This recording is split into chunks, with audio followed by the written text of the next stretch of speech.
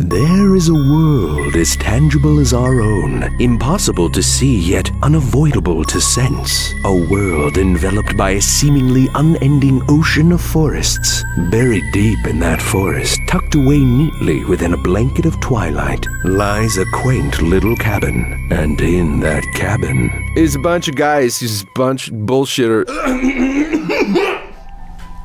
Oops. You ready? Yep. You're a rich girl and a song only in my head. Can you not do it in that voice? Huh? Welcome to Sleepycast, guys. We've got our nice little crew right here. We've got Oni and Jane. Yeah. We've got Psychic Peppers. The cancer's gonna kill me, please. And we've got me, Rice Pirate. We're here today. We're going to do our little podcast. Something a little bit different. We want to change this up a little bit. Whoa. Yeah, sorry. I'm just throwing this out at you guys now. First black member incoming. Hi, guys. Was that supposed to be like the air horn? Hi, like, it's me. It was like the Challenger approaching thing. Hey, Black Guy, come on in here. Come on, Durell. Hello, I am the mailman. I'll deliver the mail every day. Hello. Sometimes Chris spits on me and points and says, don't, non-human, son-human, and I run away. What's ironic is that you're Hey, the one who please. actually does that. Please, Durell, don't let Chris be mean to you. Sorry, Durell. Thank you. Everyone get a I've round only of been applause good for to him. Durell. Chris, you're a racist. Durell, get out of here. I hate that black guy.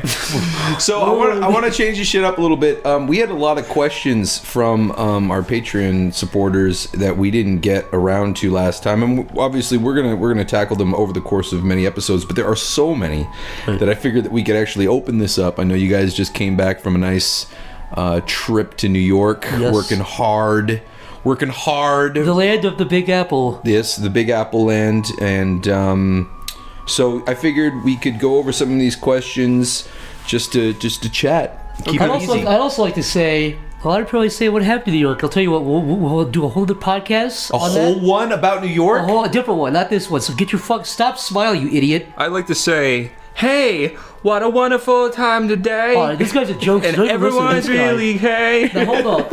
Now, you're just fuck being my brother. You know, this is a comedy podcast, but you know what? You just sometimes. Today I'm not even having this. What makes it perfect is the Batman t-shirt and then the blanket over your crotch. Big fucking fight. It's perfect. I like my blankie. He's chocolate milk too, little skinny. He's sucking smell on the of it. corner of his blankie. It's cute. Listen, everyone needs a blankie. They do. You know what? When I was a kid, I had a blankie, but now I have a pillow that I have. It's the only pillow I can sleep on. It's the hentai one. It's not the hentai one, but it is what I use. Like, I smell it when I'm jacking off. Really? Like, I don't know what it is about the smell of it, but I know when, like, sometimes... Maybe your drool like smells like hot women. Maybe. It does. I mean, it makes me horny. Either way. That or Nice. my scalp dandruff makes me Okay, so horny. evolution at work. Mick spits on his dick to jerk off, then he sleeps on his drooly pillow and gets horny. Oh, yeah. It's evolution. That's absolutely... I could see that. It's evolution. Kind of happening. That or my own semen makes me horny because my whole bed is just covered in it. All right. Yeah. So, I just wanted to hit up some of these questions. I figured they'd be good kind of topics that we can roll through. And Yes, one of these questions is from, should I say, Make-A-Wish Foundation. Yeah. What's wrong with that? No, it's fine. I just want to. You want to start with that one? Yeah. Okay. Here you go. Okay. Did I ever tell you about Make-A-Wish? Hold on. Can I was a Make-A-Wish kid. Yeah. I almost died. surprise I swear. me. When I was a kid, I was a Make-A-Wish kid. Were you really? Yeah, I got How? I got pneumonia and almost died. What? Chris, are you being serious? Yes. I was making You got wish kid. pneumonia? Why'd you say it like that, you psycho? Pneumonia. Pneumonia. Why'd you say pneumonia? Pneumonia. That's what they say. That's what they say in Ireland. So, what did you get to see Spider-Man No. or something? Or They're like, if you could wish for anything in the world, what do you wish for? And Yeah. I was like, I want to see Action Man. And they got this normal looking builder in. You just got some construction worker to walk in and cough on you. Yeah. He was like, hey, I'm Action Man. he was like already half drunk. I was like, no, you're not. You're no greatest hero of them all. I'm actually lying. Oh, I'm cutting that. I'm keeping your Make-A-Wish shit. I want to see how good I could act. You were great. I Thanks. believed you. Thank you. But the real first question Yeah, is, from the Sorry for wasting your Make-A-Wish. time. Go. from Make-A-Wish. What does Make-A-Wish ask? he says, will my cancer go away? You know, that's a interesting It's question. not a good wish. What do you think? Look, I'm not a doctor, kid, but I talked to the doc. You're gonna die, dude. But you know something? At least you have this podcast. Yeah. You know what I'm saying? Yeah. And he got his shout out too. Yeah, you got your shout out. Do you remember his name though? Death Boy. No. I knew a woman who had cancer, and she went to the doctor, and he injected medicine into her arm. She got better. Yeah, cancer's a weird thing. What did he inject, Chris? Medicine. What kind? His penis. It was the plus sign. The plus sign? Yeah, the medicine sign. That's HIV positive, Chris. Oh, fuck. The AIDS cancels out the cancer. Oh, no. Yeah. That's how they did it. I think that's a true way of getting rid of something. It is not. It is. No, it is. If you have cancer, you get AIDS. No, you just not have cancer. cancer. No, it was cancer. I read that. I did. That's the secret cure Google to HIV or cancer is to get HIV. There was something. It's a gamble I'm not willing to take. There was a thing where it was You're just like doubling down your bets at this I point. broke my foot, but if I think cut my someone head cured. off, It was chance. someone either cured AIDS or cancer by injecting something bad into them to cancel it out, and then they cured the other thing too. Well, with cancer for sure, radioactive treatment is already pretty bad. It like destroys your immune system. It f's with your bones. I thought if you like walk into Chernobyl, you get more cancer. What? That's true. Or you get superpowers. So did they find a way to make radiation minus cancer? Healthy radiation? Yeah, healthy. Basically, if you get cancer, your options are pretty much definitely die of cancer or maybe die of chemotherapy. If that's the case, then why don't they put a big... Because most people who get cancer die of chemotherapy. They don't die of the actual cancer. Really? Yeah. But your options are, like I said, definitely die of cancer or maybe die of chemotherapy. Oh. Yeah. So which one do you choose? I choose the healthy option. Like Steve Jobs. You know what? did? Actually, you know what's funny about that is that a lot of people do say, like, in order to be to fight cancer, like they do these holistic things where you just jog more and do yoga and listen to Kenny G and eat vegetables. I think the issue comes when people try to do that only. Yeah. Like Steve Jobs did. Yeah. See, he was a moron. But he didn't even do that. I thought he just ate apples until he died. Literally did. Yeah, he was. He's like, I have cancer. I'm going to eat apples. You're like, listen, No, dude, are you kidding? No. That's The creator of the Apple computer only ate apples. It's the Just most saw- ironic death that you is could have. the silliest thing. Is that in order to combat To cancer... my knowledge, the doctors, and if I fuck up on this, please loved feel free to himself correct so me. much. No, but the doctors came to him pretty, he had pancreatic cancer, which is pretty much a death sentence, but they came early enough to where they were like, We got some treatment we options. could do surgery, we could do treatment options, and he basically said, fuck you, and it leaves off the trees. And then he died. And then he took a bite of an apple and then he set it on the table Yeah. and it was the perfect silhouette of their Exactly. logo. By the way, he didn't invent the Apple computer. Wait. Did he? Yeah. I thought he just revolutionized it. No, I think he did create it. Okay, that's fair. I'm pretty sure he did. I was getting ready Unless for they an brought him on onslaught later of, like, murdering people running at me saying that I got it wrong. Did he make Pixar or did he just help I fund think it? I think he had a stake in it. I don't think he made it. All right. So, Make-A-Wish Death Boy 69 No Scope got his question asked. Now we've got a question from... Oh, here we go. One from Curtis Arnott, a.k.a. Takahata 101. Okay. Skip this one. Shut up. That put a bad fucking taste in my mouth. Something's just pissed me off, and that's one of them. You know what? Your username is Psychic Pebbles. No, say his name again. I want everyone to hear this fucking We all asshole's got name. shitty usernames. No, say it again, man. His name or his username? His username. You know what I... Takahata Zach is the best. Okay, that's a little bit better. Okay, read the question. The question is best era of music, but we're only given. Hold on, we're only given 5 options. Okay. So you can't go any far back just then. restricted to the- 60s, 70s, 80s, 90s, or modern. Which, like, you can't say Bach, you can't say anything back in the day. Wait, so did it go 90s modern or 90s 2000s modern? No, 90s and modern. So modern's that's like 15 years though from... Well, I'm gonna make the okay. assumption that it's from All right, 2000 we should preface this with... Music is subjective. It's course. everyone's taste. Dude, Tumblr isn't watching our podcast. I know, I'm just saying, because go. I posted my music playlist to Twitter and people were like, fuck you. No, they didn't. Look, I did. I was even a People little bit get surprised. furious over musical There's choices. music snobs. Do they dude. really? Yeah, furious. I think people, I think the most snobs you get are music snobs. People who don't like your taste of music. Oh, you listen to this? I hate talking to people about music because I'm Yeah. always walking on eggshells. What about exactly. you? Or do you feel like you have very strong opinions about? No, I think music is the most subjective thing out of anything. Yeah. Because Yeah. it's just Do you know what music is? It's just like frequencies. Yeah. It's just frequencies you like to hear. Yeah. So if And you're it's like whatever instruments you can get to make those frequencies. like, and it's stuff. not like you can walk up to someone and say, "Oh, I fucking hate the bamboo flute." It's like, why? I hate the sound of it. Well, okay, you can't blame them because maybe they don't like it. But then it's like, it just depends on what kind of instruments and what kind of genres and shit. There's no way to say if it's actually good or not. Yeah, and it's also like, I think also what you're used to too. I mean, I think subjective is the perfect word, mainly because I mean all art is subjective, but I think what music sounds especially. you're used to are the sound. Like, you will never Like, get like most of India to like music that's not. yeah, exactly. Like. They love that shit. But man, Holy but fuck, no, dude. I'm just saying. Like, I'm not saying that's You bad. pissed off I our don't- one Indian viewer. No, but like for them, they love that. And you know what? The Chinese opera and shit. Yeah. It's like ha shing dong Yeah. boing. You know, like they've got like their own like fucking. They've got their own thing, and I'm sure there's people sitting back being like, "Oh, By the yeah, way, this look, is my There's gotta be jam." I one wasn't Chinese trying guy to- who look, like I wasn't listens trying to to- like Aerosmith or Zach, something. I wasn't right? trying to be racist. Just hear me out. I was not trying to be racist. Okay. They've got different scales. They've got different ways that music works than we do, and I don't get it. And smaller brains too. You think Smaller brains, smaller faces, on smaller heads. they're small? They're small humanoids. They're small primates. Anyways, But what I'm saying is, like everything. Like if we grew up there, we'd probably love that shit. yeah, no. Yeah. But it's weird because like the only reason I bring that up is because I listen to older stuff. Yeah. I don't really like a lot of modern stuff, and I don't think it's because I'm not one of, I get labeled as somebody who's like, What, you think music today sucks? it's like no, I just like older music.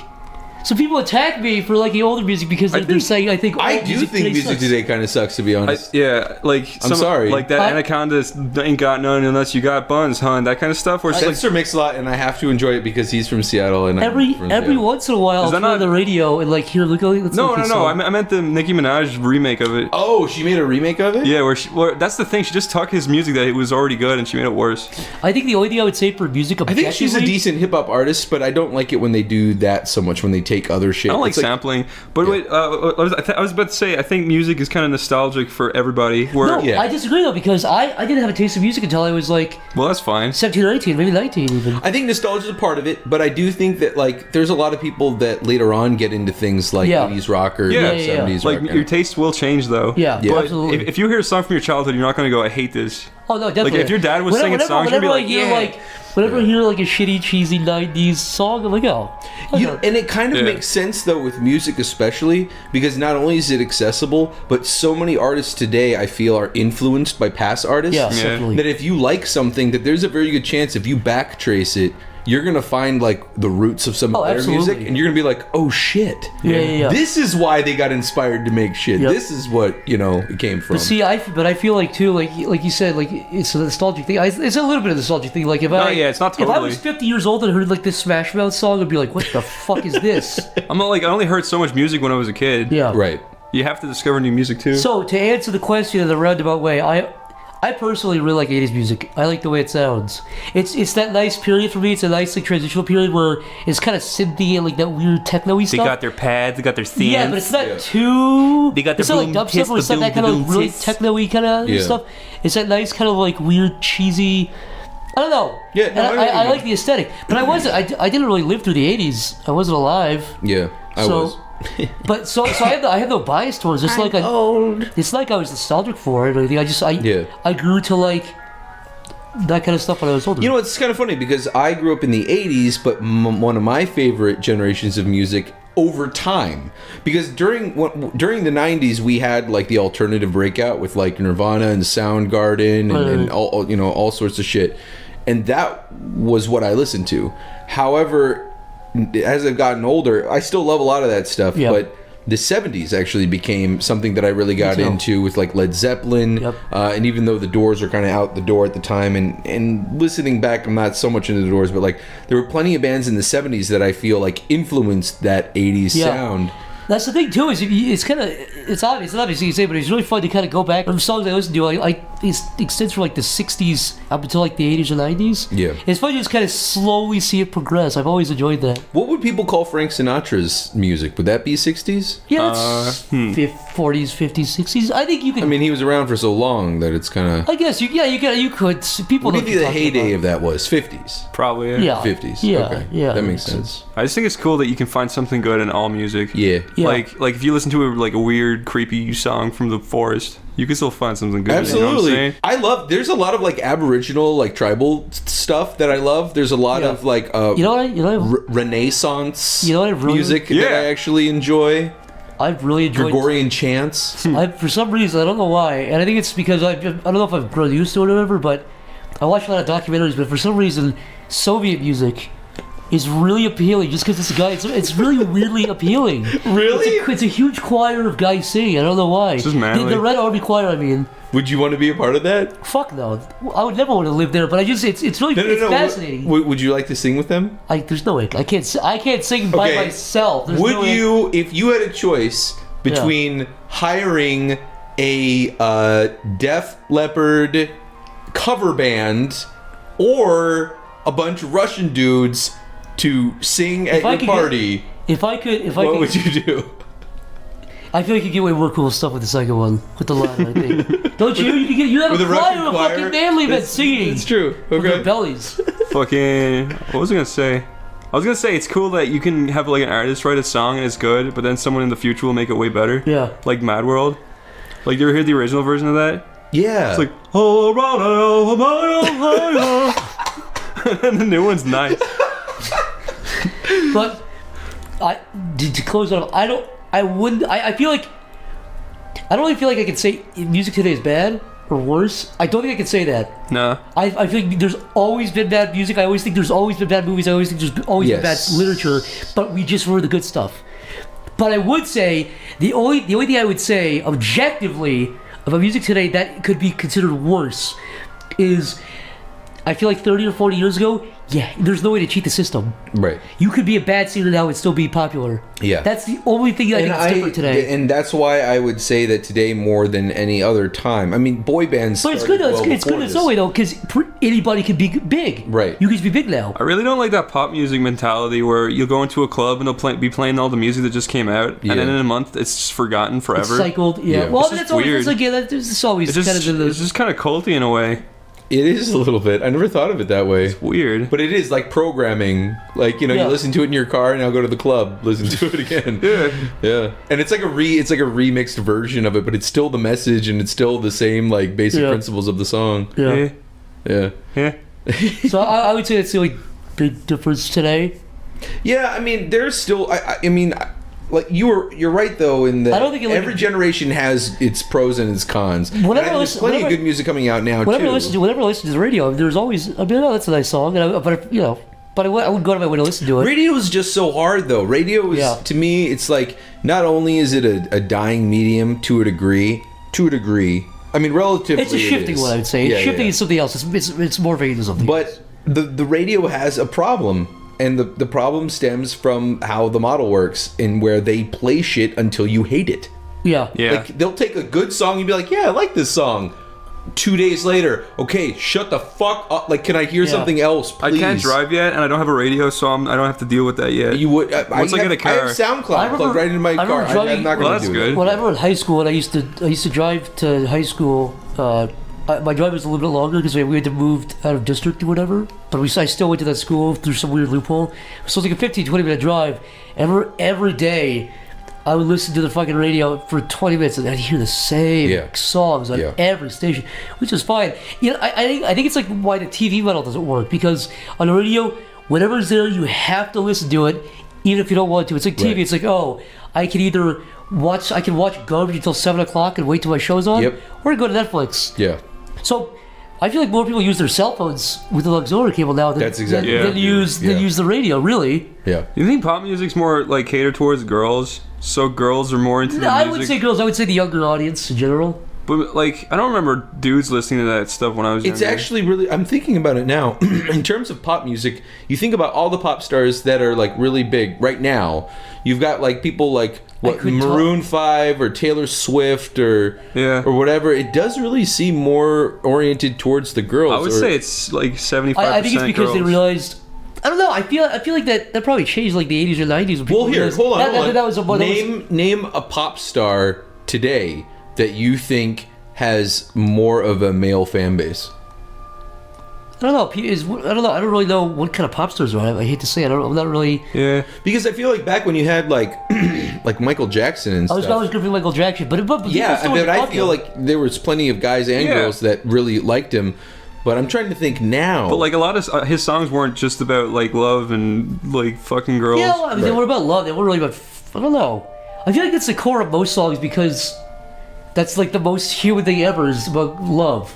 It's the easiest thing to write about, which is why it's been written about so much. Yeah. Yeah. It's like when movies have it too. Almost every movie has a fucking love interest story because it's relatable or whatever. It's just easy. You can just do it. Everybody gets that.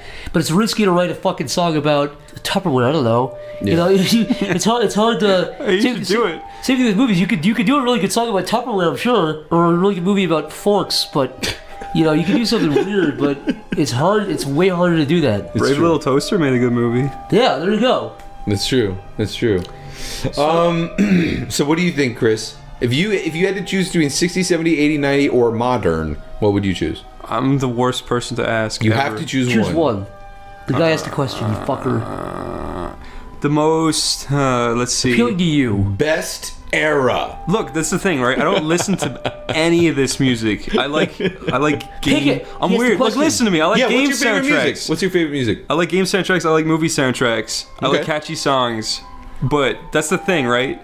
If I was to actually say which is the best, even though I've got no interest, I got What's your interest. favorite then? What's your favorite game or movie soundtrack? What decade produced the most interesting best soundtracks? I like the you? Back to the Future soundtrack. That was '85. RoboCop also. RoboCop was a great soundtrack. That's but true. like, It's all 80s too. they're not asking that. Okay, so which You're right. which No, I know what you which decade had the best music? I would say the most what's the word? Timeless. Probably the '70s. Yeah. Yeah, I mean, I think a lot of stuff was rooted in that. 70s and 80s, I would say it's a tie. Yeah. Well, you I said 80s before. I still think 80s. you just threw tie in there, just kind of off the cuff, like. No, like I said, I think it's hard to choose between the 60s and like. I would prefer music from the '80s, but I would say that the '70s.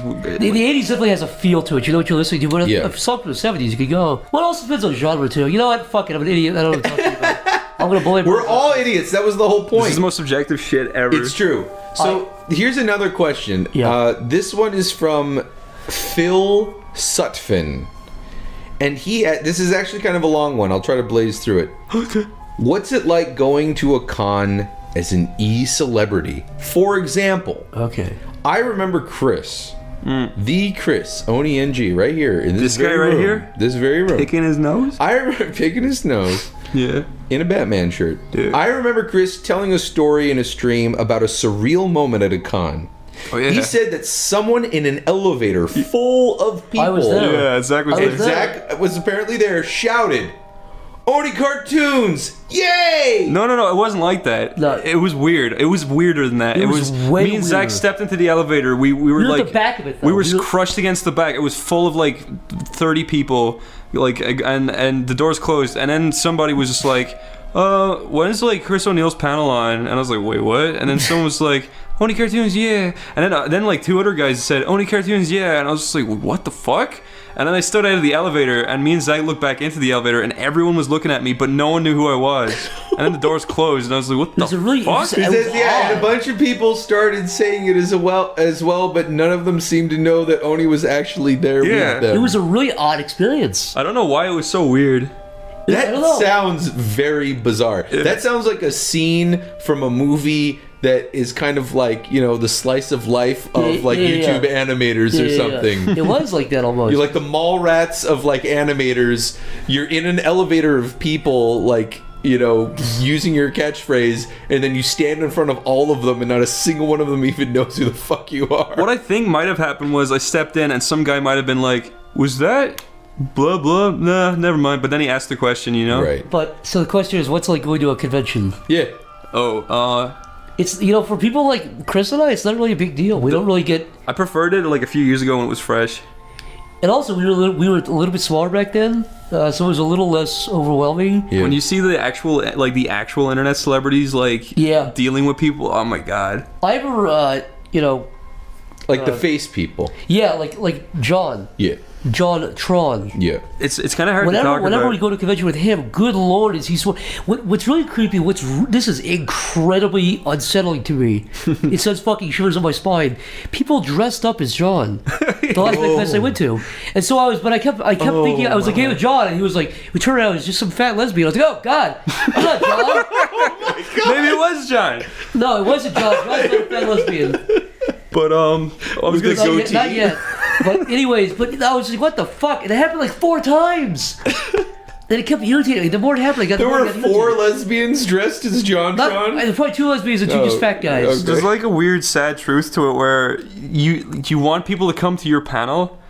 Because like that's why you go is to see people at your panel. But then if someone comes up to you at any time other than your panel, you're like, you should have come to the panel. Yeah. But then and if there's people stopping you for a photo every minute, it's kind of annoying. Yeah. Yeah. I feel like in a perfect world where you had all the time in the world and you had nothing to do, it would be great to like take photos and sign autographs, have a 5-minute chat with everybody. You know, like it would be great. But I could imagine that once it happens too much, it's just like, oh wow. Yeah, no. I've gotten to the point where if I continue to do what I do, it will get to the point where it's going to be annoying, you know? Right, but what's funny though is from the other perspective, not none, but a lot of these people don't know what that experience is. So for them, every time they meet you, it is the first time. Yeah, it's fresh. It is like so fresh for them. For you, it's like, dude. And it's not like you can't relate.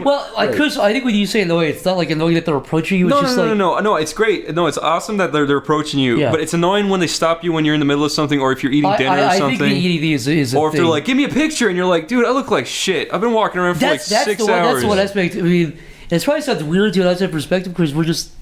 It's also hard to not sound like a douche from talking about this kind of stuff. Yeah. Well, no. We're not celebrities. We're just real about it. Some people notice who we are sometimes. Yeah. And luckily, not me that much. But I'm paranoid. Yeah, it's like, I remember John. We were in New York, and John got seriously recognized multiple times a day. Yeah. And it's like the guy couldn't just go out and get a carton of milk or something, or go get a water until he couldn't walk in his not boxers, but his fucking pajama pants. Yeah. He had to look picture quality every time he went out. And it's like, dude, because people would snap a. If you didn't consent to a photo, they'd take it anyway. Yeah, he had to put jock on his fucking shoulder every day, walk around the city. He had to walk to his theme tune. He had to carry boombox. It was fucked up. Wait, what? No, it's not. It's not true. Oh, okay, I was like the boombox with like sunglasses on. Yeah, but I mean, from my perspective, too, I've said it before on the podcast. I've said it before, just other places. I don't like those encounters, not because I don't like the encounters themselves, but I don't like what's behind them. I hate the idea of celebrity, of celebrities and being a celebrity. I'm not a celebrity, but saying I hate the idea of it. Yeah. I really, really, really don't like the idea of pictures. I don't like the idea of autographs because it's me confirming that I'm worth an autograph or a picture. Yeah, but that's my perspective. To people, okay, so there's celebrity culture, and then there's just someone who genuinely looks up to you as an artist. I get that, but I guess I have a weird skewed perspective because if I saw like Larry David or somebody, I would never be like, hey, I've never asked anybody for a picture ever. Right. And that's just me. If I ever met somebody I'd like, I'd be like, oh, I try to treat them like a person. Even if my heart was beating, I was like, oh God, it's this person. Yeah. And that's just a human reaction. I would still. But that's just me. Well, we were hanging out at MagFest together a lot, and a couple of them. And I'm curious now that you mentioned it, because I know like your thing with photos. Were you asked to get photos a lot? A couple people asked me before, and then what did you say? I said I'm sorry, I really don't like doing that. But I can do anything else for you. I can. Suck your dick. Like, yeah, I can suck your balls. We're not original, Mick. Me and you. But no, I don't like the idea of that because it then confirms that I'm like, oh yeah, I'm worth an autograph or I'm worth a fucking picture. Do you think it's fair for you to make that judgment for them now? Because what you're doing in that moment though. What I'm saying is, I'm not trying to deprive anybody of anything. I'm just saying you got the wrong idea. Your image of me is not what you think it is. You feel guilty, kind of? But you can't feel tell guilty. somebody... If I sat down with lunch with somebody and they'd expect me to be off the walls, I'd be like, yeah, so I was listening to NPR earlier. Expectation is different than what people feel when they. I get. Look, my perspective is, if people like my work, that's great. That's what I want. Right. I want people to appreciate my work. But the guy behind it is a boring fucking guy. Don't do the thing. No, well, I'm an average guy, and I say that seriously. And I know it's obvious, but people really think I'm off the walls, and it's like, no, I'm a fucking boring. But what if they want your autograph because of the body of work you've done and the joy you've brought to them, and not because you're some crazy people do it because they idolize. I understand. There's like another like aspect to it where I get really like guilty feeling when someone comes up to me and says, "I'm a really huge fan of this cartoon that I personally hate it now because do you ever make a cartoon you grow so far from it you're like I fucking hate this?" I hated ... about a month after I made it. Right. So when people come up to you and say, it was literally what Tom Folk would introduce me to people as. He was like, "This is the ... guy," and I was like, "Tom." So if people come up to you and say, "I love ... you're like, yeah. That was the first thing John said to me at NAGFest. Yeah. He was like, "Oh man, yeah, you made ... I love ... So I was just like, you just feel bad, God. kind of. You feel kind of guilty because you've grown out of it, and you're like, you can't escape it, you know? Yeah, that's what I mean. It's like that people go, like, "What are you trying to hide?" It's like, I'm not trying to hide anything. Yeah. I've already been out there. People know my full name. It's like I'm trying to hide anything. I don't like the idea of it. I don't like the idea because I'm not fucking. It's not even that I'm not worthy, but I'm not. But it's like I think it's pointless. If you want to appreciate anything, if you want to say anything, do it about my work. But I am not a celebrity. I'm not a goofy off the wall guy. What I make is what I want to be out there. I don't want to be the spotlight because I don't deserve to be spotlight. I understand, but do you feel like you've I think that there's a distinction though between those people who feel like they're celebrity, therefore they propagate that image and they promote it. But I do think, as far as the effort that has gone into avoiding that, it's not effort. It's the opposite. It's a lack of effort to do the other thing. I've never made an effort not to do that. I've made an effort to not. Basically, what I'm saying is I've never made an effort to not put myself out there. I've just never put an effort to put myself out there. It's a lack of effort. Okay. A lot of people will go, "I want to be that face." And people walk down the street and they go, "Oh, it's you." Right. I don't want a face to my thing. I want my work. Everything should be different.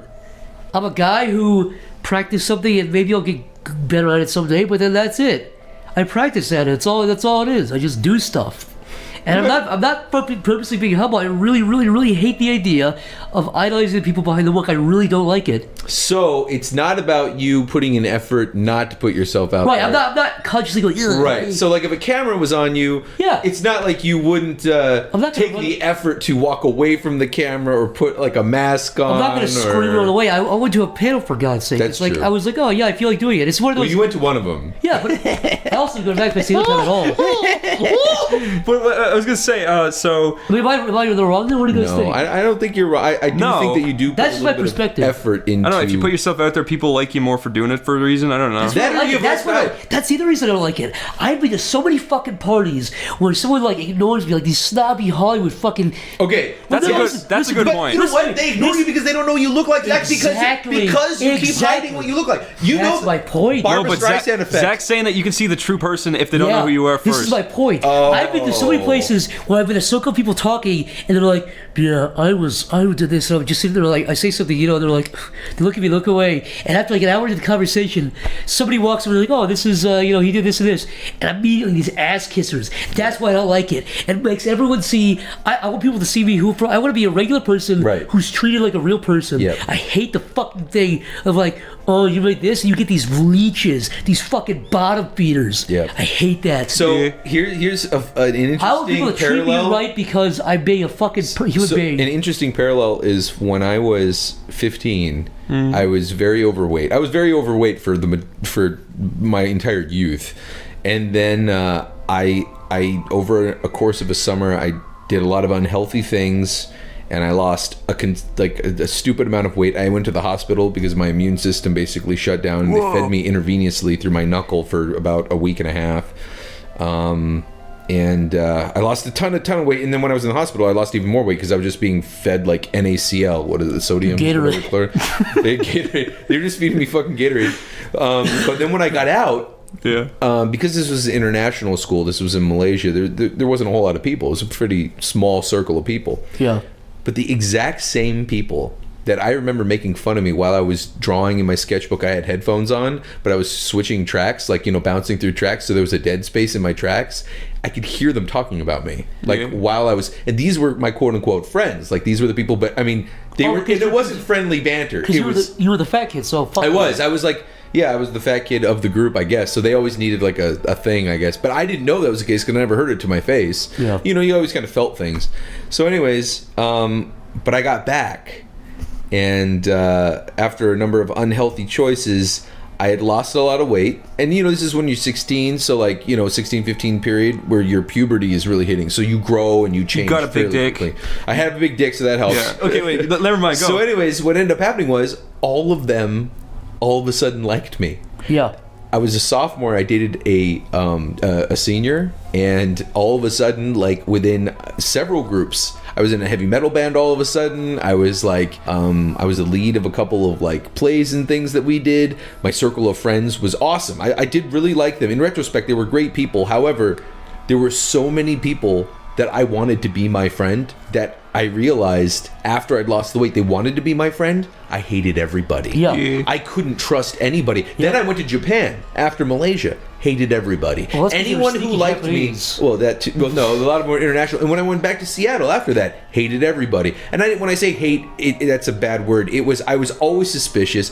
I could never look at anyone and think, you actually like me, because of the transition and how quickly it happened. I distrusted everyone because I was like, if you saw me 2 years ago, if you saw me 3 years ago, you would be fucking making fun of me right now. You would not be my friend. Right, I dated girls. That's what I thought. I went out to parties with people.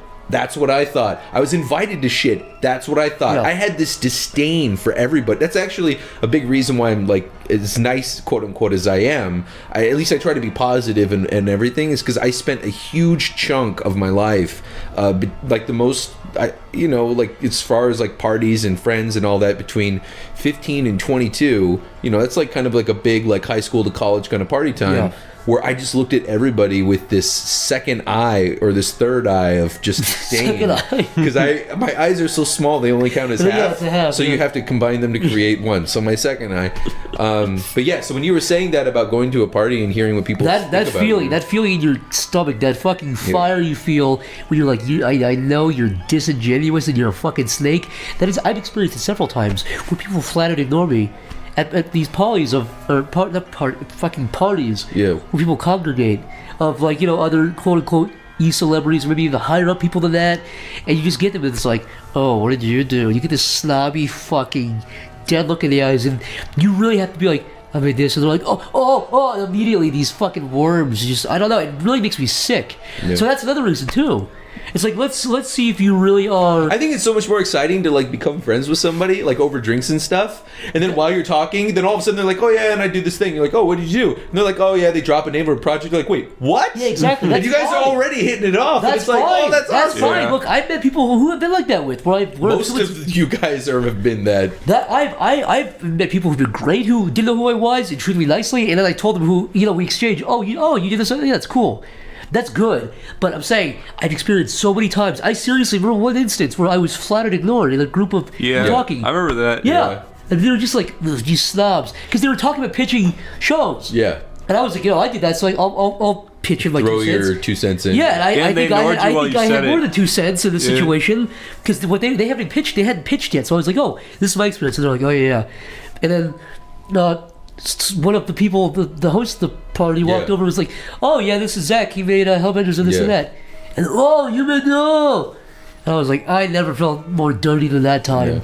And immediately they all focused. Good day, sirs. While we're on the subject of this question, can I just say one thing, because I didn't get a chance to earlier, is, you know when I was saying that if you like you know, you reach a certain point of internet celebrityism where people will come up to you, I didn't mean to say like it's annoying if you do that. It's just, it depends on the situation, I guess. Like, so say John, for instance. I think the interaction is important. For example, we saw 2 guys who stopped and were like, hey, can I get a picture with you? And that stuff is fine. But the one guy at the coffee shop, it was the coolest interaction I'd ever seen in my life.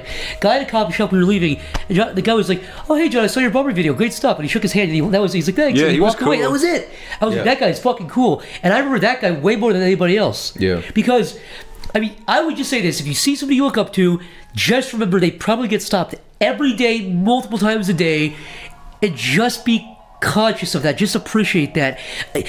They're not big dicks, because imagine you trying to go. Imagine all the stress everybody listening has right now in their head. Oh, I have to go to work. I have to pay this bill. I have to go. Oh, this coworker's being a dick. Oh man, my dad has cancer. Whatever. And imagine you're being stopped constantly. You have to be. I didn't expect flattering. you to talk about John's dad's cancer. That was a slip. 1 week. No, but seriously. So is that to say it's Wait, unappreciated? John's dad doesn't have cancer. Go on. It's not. I wouldn't say it's pestering. I would just say be conscious of what that person's going with. Everything in their head they're dealing with, plus you interacting with them. Yeah. And it's not to say they're annoyed by you or they don't appreciate it. I didn't mean to say it like that. No, I think actually what Chris was saying is kind of right though, as far as like. Yeah. It's not, Yeah. like as far as like the whole annoying thing, I do think it's not so much annoyance, it's just more about what's a tactful way Sure. to approach Exactly. people. If you want to interact with somebody that you like, it's fine. But if they're eating and you walk up where they have spaghetti, Or they're taking a piss, or they're, Yeah. It's just be appropriate, I would say. That's the only thing I would say. Yeah. I've been in situations where somebody's been eating. I think that's the one thing you shouldn't bother somebody. Yeah, In the that's bathroom, just fucking eating, bullshit. Don't bother somebody. Yeah. Wait until they pay the bill or something. On the way out, say, hey, I like your work, and shake their hand. That's Yeah. it. That's all you got to do. Yeah. And In New York, there was occasionally you'll see celebrities walking around, and that was always kind of my thing too. I was never an autograph guy, but if I ever saw them, if I saw them in the corner and I knew it was them, and like they'll make like they're trying not to make eye contact, but as soon as they kind of do, I'm like, oh shit. So I just be like, love your stuff. Yep. That's it. Exactly. That's it. In the back of my head, I was like, if I ever meet anybody ever look up to me, I'm just gonna say, hey, Yeah. good work. I mean, I've always liked people coming up to me like. Yeah, it's always It's like cool. It's just always the like, way it okay, happens that kind of Yeah. shows what you It's know. not the act of you approaching; it's how that's handled. Yeah. Right. That's all I would say to clarify all of it. Yeah. So Anyway, good question. yes. Yeah. Next, we've got Ben Van Camp.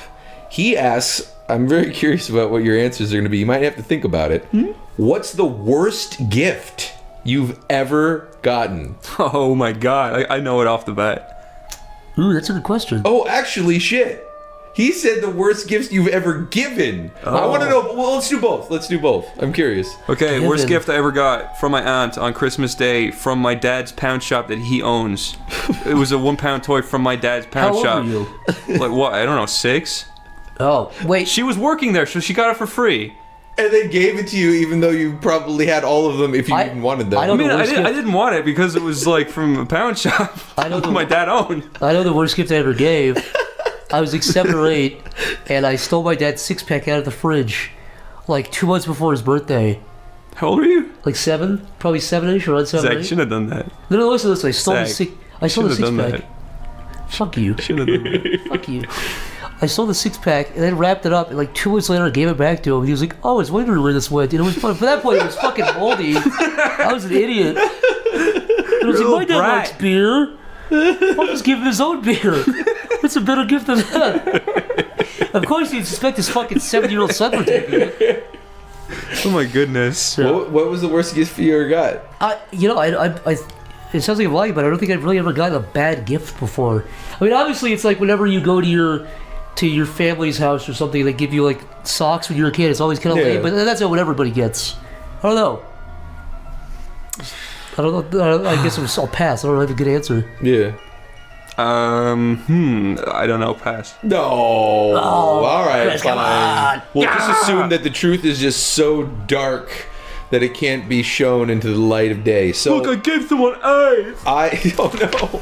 Oh no. So as far as the worst gift I ever got, I don't know if it's I'm pretty thankful for everything I've gotten. I guess the worst one was somebody got me when I was a kid. So when I was 7 years, I met my dad once when I was a kid, when I was 7 years old. But he left when I was like 1 year old. And I guess I got 2 worst gifts, and they were actually both from him. And this isn't like a vindictive thing. I actually couldn't give a fuck about him. I don't know where he is. I don't know what's up with him or anything. How old would he be now? He's alive? Probably, yeah, oh yeah, he's definitely alive. I'm pretty sure he's alive. He'd be about the same age as my mom. They met in high school, I think, in Taiwan. Yeah, they were a young couple. Anyways, so I was 7 years old, and my biological father stopped by. He already had a new daughter, Ashley, who was like just a few years younger than me. We went out. I think we went to Seattle Center. I can't remember the day very well. And he brought his other woman or wife or whatever she was at the time. And when we got back, it was for my birthday. And then when we got back, he gave me a present. And it was Trivial Pursuit. Now, I don't know if you guys are familiar. Every 7-year-old's dream. First of all, I can barely fucking read, let alone play Trivial Pursuit, which was given to me in the early 80s. Now, you got to remember, Trivial Pursuit's based on like factual information throughout. So I don't know who the prime minister of the previous Soviet Union is. I don't know who the World Series top batting average guy was in 1964. I bet you he fucking dug through his closet and found it was like a re-gift. Yeah, it was a fucking re-gift. That's exactly what happened. But there was like, I could barely read. I remember, honestly, as far as Trivial Pursuit, what I did with that mostly was chew on the pieces. Because there was like the little pie pieces. That's pretty sweet. I would chew on the little pie piece things. Cool. So your dad gave you the gift of almost choking. Yeah. I never even thought of it that way. Yeah, and then when I was 11, I got another gift from him, which was a $20 check, which ended up bouncing. Whoa. What As soon as you get a $20 check, that alone is a red flag. Yeah. But then the fact that it bounced, that was terrible. His parents... check it's the is a gift. sentiment I know. that Who's a check too? It was because he knew he didn't have any fucking money, so he'd do the check just as like a I got $20, but not really. As far as the worst gift I gave, God, no gift comes to mind as like, wow, this was a terrible gift. Yeah, that's a hard one to answer. Yeah. I'm sure I've given terrible that gifts. kind of implies that you'd have to go out of your way to... Yeah. Well, I mean, I guess the idea being that you knew that you couldn't do any better. Yeah, you straight up just didn't do better. You really failed in that department. I can't really think of much. I don't know. I guess the worst gift is like forgetting someone's birthday. I've done that. Yeah. One time for Christmas when I was old enough. I was like 15 or 16. This isn't really... It's a good gift and a bad gift. My family used to do, they still do, they used to do Christmases like at my grandma's house, so like 20, 30 people, whatever. And I had like 40 or 50 bucks to my name.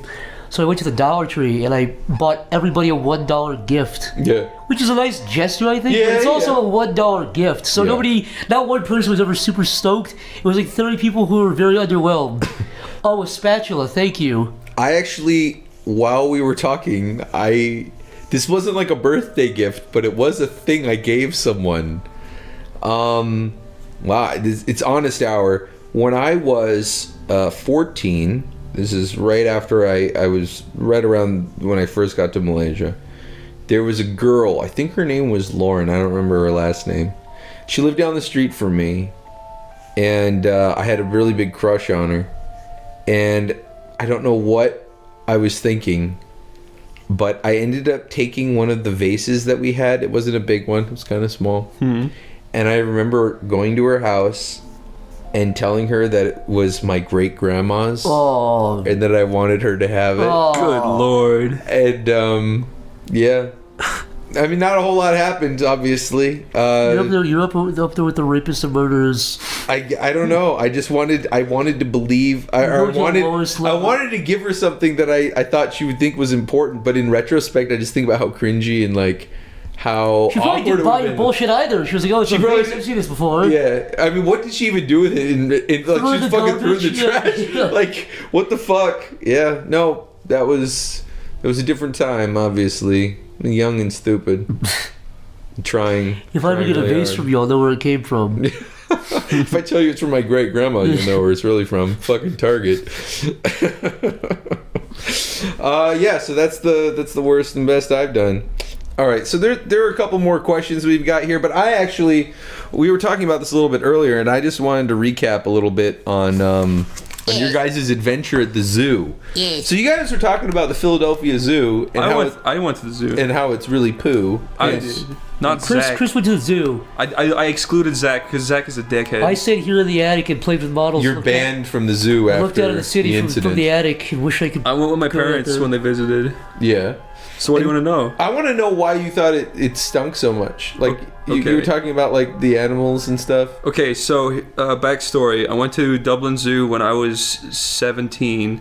Yeah. What did And- you think of the zoo then? Exactly, right? So I went to Dublin Zoo in Ireland, where usually, I'm sorry to be mean, usually stuff in Ireland's not as good as stuff in America Sure. because there's more people here and shit gets done faster. I don't know. Everything's more... What do you call it? Better? I guess. I mean... Diverse. What's technologically advanced? You're saying Irish Irish have fucking flat heads and Neanderthalic brows, is what you're saying. Not what I'm saying. I'm saying Irish that smart brain. America gets shit first usually, so America's usually ahead a bit. Okay. So when I went to Irish Zoo in Dublin when I was 17, I walked around. I saw silverback gorillas in a fucking 10-foot room, Alright, yeah. looking like they were gonna blow their brains out the second I got a gun. I saw giraffes. The monkey's just, like, staring at you, like, Have you ever seen, Hey, have you look, seen the no, video of I'm the kill gorilla? me. Kill me now. Have you ever seen the video of the gorilla walking on his back legs? It's the scariest fucking thing ever. Yeah, that was me in a suit, but Liar. we were in Dublin Zoo. The gorillas wanted to kill themselves. Everything wanted to kill themselves. Yeah. I've never seen a more depressing atmosphere in my life, and it didn't help that it was Ireland, so the day was grey. So everything was bad. But I recently talked to my mom, and she said that Dublin Zoo is really good now. But anyways, oh yeah, so she had just gone to Dublin Zoo a few weeks ago. So she was on a zoo kick. Yeah, pretty much. She went to Dublin Zoo with my little cousin. They said they had a great time, and then we went to Philadelphia Zoo, and it was worse than Dublin Zoo somehow. Did she admit that it was worse? Yeah. Okay. Yeah. So it was fucking tiny. We walked around the entire zoo within like half an hour. Yeah. Half the animals weren't out, even though it was like the nicest. It wasn't too hot. Were you there at the time there was a dead monkey? Yeah. He fucking What? he fucking fell A backwards. monkey was like on top of the tree. Everyone was like yeah, screaming. everyone He was like, everyone was screaming at it. He was throwing coconuts at all the fucking park no. people. He was like, he had his arms back against the wall on top, and he was breathing really heavily, looking down, and his eyes were bulged. And the other monkeys were pointing, laughing at him. He fucking jumped, and he fucking splattered. He fucking cracked his skull open, and then his head hung back, looking towards the people, and his mouth was open, and it was flies. It was awful. It was horrible. But what I'm saying is, Philadelphia Zoo, half the animals weren't out. Their enclosures were even somehow smaller than Dublin Zoo. But I'm not saying Dublin Zoo is bad anymore. I'm saying when I went, it was fucking shit. Yeah. I would say Philadelphia Zoo shit. It's also super expensive when you go in there too. Yeah, it was really expensive, and all the animals that I saw didn't look happy. It's weird, like, because I've always thought there's something really fucked up about having the really kind of like self-aware animals there. Yeah. Like, well, you can kind of get away with it if there's a stupid fucking lizard walking around, Yeah. but like, if there's like a monkey with like a human sad eyes, like, Yeah, that makes me sick. you're like, I oh my hate god, that. he knows he's in They're a like giant they have like their concrete hands hole. like their palms on the glass wall. Yeah, they're like too trying smart to to be make there. contact They're with you. definitely Like, depressed. let They me know- out. It Yeah, was they really know- fucking weird. Do you remember when we went there? We saw the orangutan sitting out in the grass. Yes. Do you remember that, right? Yeah, yeah, They yeah. look sad, except they had the biggest enclosure at the time, right? I went back there with my mom and dad, and now there's like ducks there.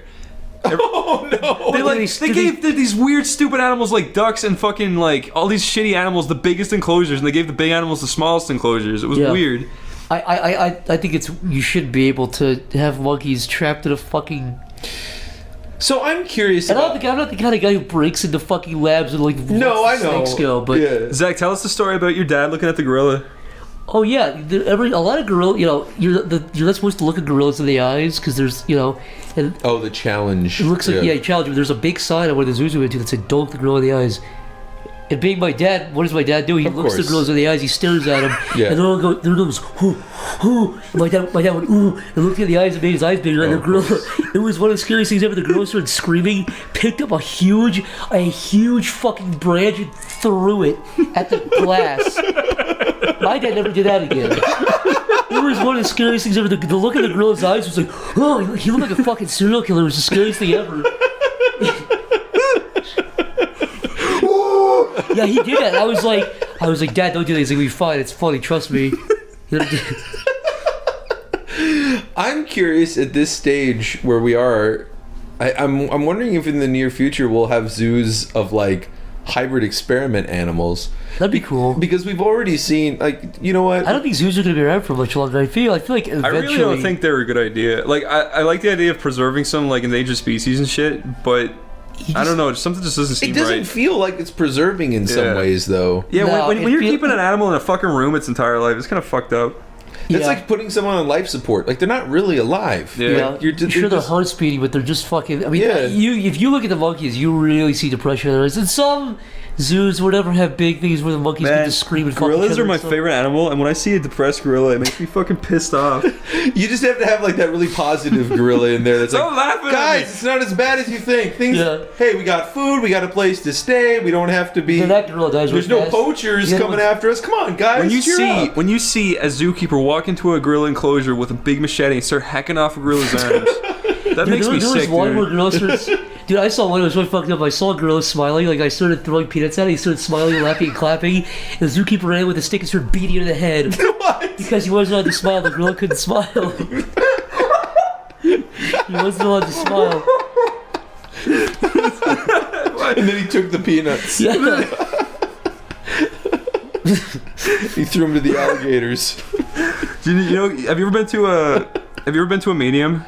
A medium? Yeah, and they're like, I'm gonna read your hand now. Oh, like a palm your reader. hand. Yeah, one time I saw a medium in a gorilla enclosure because the gorilla was depressed. He wanted to know what was going on. She was like, He like ripped the medium's arm off. She looked at his lifeline on his hand. Okay. And she looked at him in his big gorilla eyes. she said, I see death. And he went, ah! Fucking grabbed her hand and ripped it off and threw it at the glass.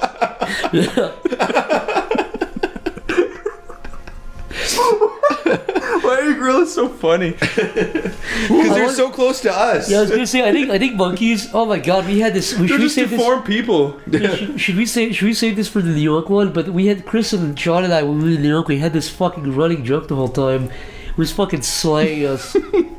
Just do it. It's Yeah, fun. you can always come back to it. I think okay. I think I hit upon one of the funniest things ever. Yeah. Foreign people in distress, foreign accents in horrible distress. Okay. I was doing it yesterday. I was talking about an Indian man like watching his son be killed in the goat attack, and Okay. I was like making myself laugh. But like we were doing this thing where it was like a man from Africa. And it was like the whole joke. We did it like over and over. Okay, so the story is always, this is always the joke, is there's a distressed African man in the jungle recounting a story of a monkey that walks into the village. And he recounts of how they killed the monkey and why. So it's like one was like, one day I am in my village. A monkey come from the woods. He walk like that. I see the monkey. I beat him with a stick. His brain come out. The monkey never come back. We kept doing it, but we kept changing. We were like, one day I was in the village. A monkey come out. I look at him. He challenged me. I hang him up like Jesus Christ for all the monkeys to see. The monkeys never come back to the village. Oh my god. We just kept doing. Amazing, Zach. I was digging a pit in the village when a big fucking monkey walked in from the woods. We see a monkey try to fly a kite from up above the tree. We throw it straight at the monkey come down. The monkey never come into the village. They flew a monkey around on a kite. Can you tell the Jesus story but with the Jesse Ventura accent? Oh, I haven't done my Jesse Ventura's accent in a What the fuck while. is that? One day, basically, okay, so I was sitting there, and a monkey just happened to walk in, probably from the Bilderberg group. Those guys are always up to something, trying to steal our guns. And a monkey walked right in, and I started beating it with a gun, because I'm allowed to have my rights. And the monkey died, of course. Do Alex Jones. That's not I said do Alex Jones, not a car starting. Actually, it's really accurate. That's all he does. My throat hurts. That was awesome. That was amazing. Day I was in the village when a big fucking monkey. The funny thing is, like, we came, I don't know, we came to the conclusion that it was funny, because the only thing that happens, basically, a monkey comes into the village, this guy kills Always it. imagine this like happy, playful monkey just like dancing into the This big village. smiling monkey, he's killed with a stick. Corey called the caveman a deformed monkey with a stick. No. Monkeys are funny. Oh God! But John, holy shit, John can do this perfect like Middle Eastern accent, and he was fucking slaying me. That's awesome. We just kept doing this shit where it was like. We'll save that for those goods. For the JT John will do the fucking monkey thing, but I'm sure when he's here again. I'm excited for that. When are we gonna try to get him out here? He's in LA for a couple weeks. We can have him when the day he comes back. We can have him. Do you think if a zoo were to host some like human-made hybrid animals, that animal rights activists would come out and try to? Definitely. Like if they were like Neanderthals, if they somehow. Then why aren't they fucking protesting shit now at zoos? Or do they? They are. I saw a protester at the zoo. Yeah. And if seriously, I don't really protest a lot of that kind of stuff. I'm not a vegetarian or anything. I'm not. Right. And animal cruelty is not good, but I'm not really an activist or anything. But I think zoos are probably. It just kind of weirds me out. Zoos are not a good idea. I don't think. I think about like Tumblr and like some of the things that have come up in terms of like being bullshit. Important social issues. Yeah. Like I couldn't make my gender rock type or whatever. Yeah. Shit like that. Not yet. No, not yet. But like all of a sudden, but then like things like zoos, they're like right there in the middle of the city, and it's like such in the heart of the city. These monkeys are in a big fucking cement cage. They're like sitting in piles of poop. Yeah. There's zookeepers dropping cinder blocks from 20 feet up onto their heads and beating them with sticks. Yeah. And it's like I don't know. It just surprises me that these people who have no problem like speaking out about things. I don't know. It just seems like that would be such a much. That's an obvious visual, like, I don't know. In some cases, a travesty. When you see these sad animals. I've always thought that the people who feel really, really oppressed because fictional characters dress the way they don't like them to dress, they feel more oppressed with that than like a woman in Afghanistan who leaves the faith and gets killed. Yeah. They feel way more oppressed, which is baffling to me. Yeah. And I know it's not like, there can't be different problems to worry about, but if you're worrying about the way a fictional character dresses, you don't have any problems anymore. Yeah. That's it. If you're down to that, if that's the big issue of the day, you're good. You know what's so funny? You're good, I promise you, you're good. What's interesting to me is like a lot of those opinions and like how strongly people feel about it. I wonder like in 5-6 years when they look back at themselves, do they think like, wow, I was a dummy. You know what I mean? Because like, but I feel like some people grow out of it. I think it's a phase. I think that kind of group of people really thrives off the younger people who are like 14, 15, 16, who are really trying to find themselves. Right. Maybe trying to find their sexuality. No, and that's why I you get a lot of understand people how it happens at that phase of your life. So I would say maybe, but I feel like maybe not. Also, maybe these people can grow to be adults who end up pushing it further. I don't know. Probably a little bit of both. Hopefully a chunk of people grow out of it, I think. I hope. What's really weird is you see like communism is a big thing on Tumblr. They really I've seen like posts of the same people who do the same thing because they really think communism is like. But that's such a high school thing. It is a high school. That was such a like the principle of like, oh yeah, everyone's equal and we all exactly do the thing. And everyone's like, this pure, is But then you want to shake him and go, you're a fucking idiot. Yeah. There has not been one scenario where communism yielded anything but fucking corruption and death. Not one communist country. I mean, even a place like China is not really communist anymore. It's not. They're really pseudo-communist. They're a lot more capitalist. They're communist in just name pretty much at this point. Pretty much. And I do think at times they use the communism when they need to like strong arm something. Yeah, when they need to make something happen. But for the most part, they've been very good about. Look, if they were truly this quote unquote communist nation, they would have never lent America money. You know what I mean? Like that would not be the case. They're not. My point is like it's that weird phase of like. Yeah. I want to be a communist. There was like anarchists too who are like fuck the. There was a point where everyone on fucking Reddit and Tumblr were like, "Look how cool Vladimir Putin is. He's like riding horses and shit." And then like, do you remember people were obsessed he was with a huge meme. Everyone was like, he's awesome. And they had like all these pictures with him with his shirt off and stuff. Yeah, that like he gets people to take of him like fighting bears and shit. It's fucking. It's honestly Hitler level stuff, and I'm not doing that because I know that's really like an easy run. I'm not saying he's like Hitler. I'm saying like Hitler never like wanted himself to take pictures with his hands in his pocket. Mm-hmm. Really cared about his image, and all leaders do care about that. But Putin was like a different level of like propaganda, where it's like him with his shirt off, him with a big Flying a fish. plane, him Yeah. bombing bears in the Karate ocean. and so forth. Yeah, seriously. Plane bombing bears. It's a whole different level. Like, when have you heard about that thing where world leaders want to have their arm facing the camera when they do a handshake? Oh, There's really weird levels of that. So that makes sense. But then Putin's on a different level, I think, yeah. compared to what other people have. So what would you think of Obama in terms of his? What do you think his concerns about public image are? Look cool, baby. I think that's about it. I feel like he wants to appeal to the youth, and I think honestly he's done a really good job with that. He's appeared on a lot of talk shows. He's done. He's on Kimmel and stuff. He was on Between Two Ferns. He was on BuzzFeed, I think, recently. Yeah. Every time it's to plug the healthcare thing, but he's done a good job with that. He knows what he's doing. Yeah. As far as that goes, I wish he was like doing his job and not like on TV doing all these YouTube videos. I think recently it's in his last. I think he realizes in the last 2 years he doesn't really have to win another election, so he's doing a little bit more stuff. Yeah. The Cuba thing, I'm glad. Cut this. I'll cut all this out because this is political shit. Nobody wants to hear about this. I'm glad with the Cuba thing. I think he's done good with that. The Iran deal for now is probably gonna fall apart though. Yeah, they seemed like they were actually on board, which was a surprise. I think his foreign policy stuff, and I think he's made some. I think he's made some big decisions incorrectly, but he's also made recently. I think he's made some good ones. That's very interesting, Zach. Oh Yeah. All right. Zach, let's get to another question. I'm just curious. There are a few in here that are kind of softballs that I think would be kind of fun to answer. I don't know how you guys are gonna answer this one though. Who's your favorite superhero? This is a question asked by Caleb. Do you guys have a favorite superhero? Not really. I'm trying to think. Probably just Batman. I'm fucking stereotypical. I like Batman. Spider-Man. You know what? I do like Spider-Man a lot. Me too. Spider-Man. There you go. Do you think...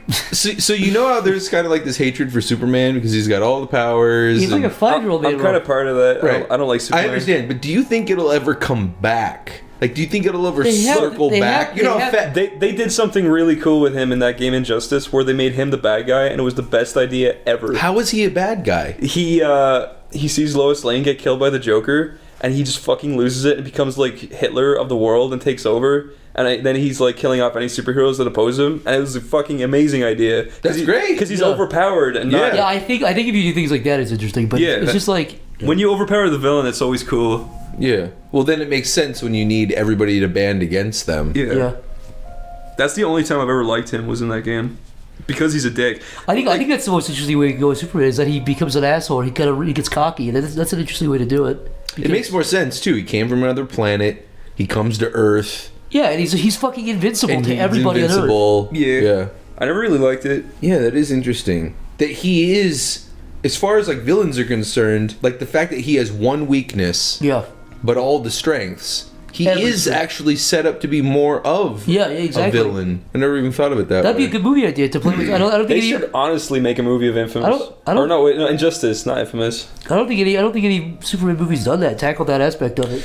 But That struggle between but then I'm also curious, like, Spider-Man 3 tried to do that. Oh, that movie Yeah. sucks. did you ever see did you see those old Superman cartoons? Yeah, those are awesome. Where he was in Japan and he was beating up all the Japanese people Oh, I during didn't see World From War like the II. 40s? No, but if you seen And the he's like Popeye one- throwing tanks around, and there's like the big bucktooth Japanese ones that are like, "Oh, it's Superman!" Yeah, they all actually talk like that too. Yeah, they do, Did you ever and they see- have the big buck teeth and the really slanted eyes. Yeah, but the you're talking pointy about hats. Superman as a villain. I'm sure they may have a Japanese version of Superman where it's like super evil American man. You know Did you ever see the Popeye one? You're a sap, Mr. Jap. what? That's a real thing. I swear to God. It's pretty funny. You're I'm a sorry. sap, Mr. Jap. It's like Popeye. He's like, Hey, David, look at these Yeah. guys. and they do the same thing. It's like, oh, hello, and they give him like a peace treaty. He's like, oh, I'm a piece of a guy myself. And he starts saying it. And they fucking like knock him on the head and shit. It's the funniest thing ever. For all the wrong reasons. World War II propaganda is seriously one of the funniest things because they just didn't give a shit. Yeah. They didn't fucking care. That's wild. That's true.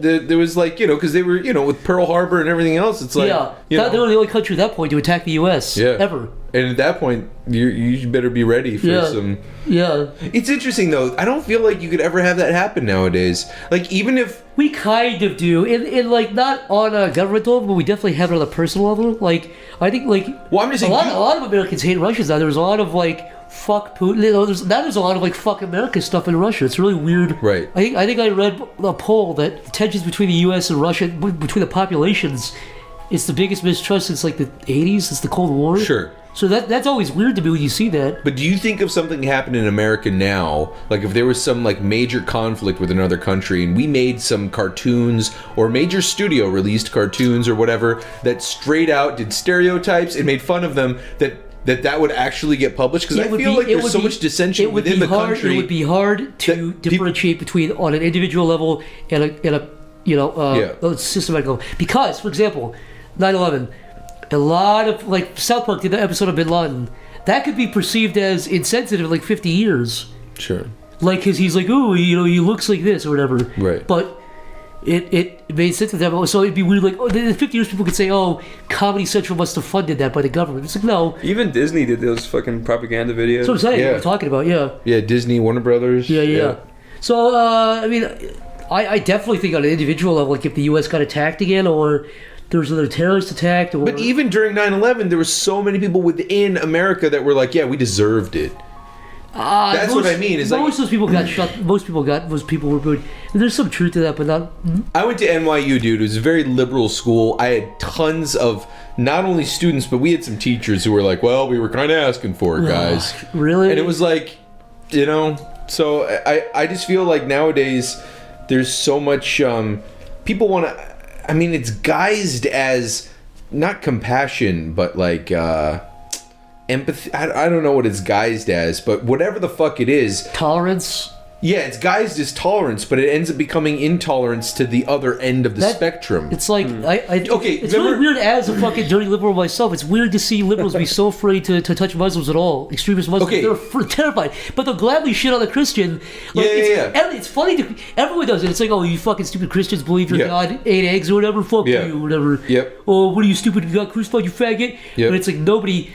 I mean, God, nobody's going to touch Islam. So Beyond joking. So who's Anita Sarkeesian's kind of little puppet guy? What's his name? Fucking John McIntosh, whatever. Oh yeah. So John McIntosh or whatever his name is, and when the French cartoon artist died. Oh, don't even. Yeah, that's a great example. I was so. So it's like here it was like this time to, you know, not just mourn but celebrate the work of this person and these artists, right, and the fact that he was not going to be bullied by, he was going to have his own opinions, you know, he was going to speak out about things that if you look at his cartoons, they were actually very, you know, I think they were fair in a lot of the assessments they made.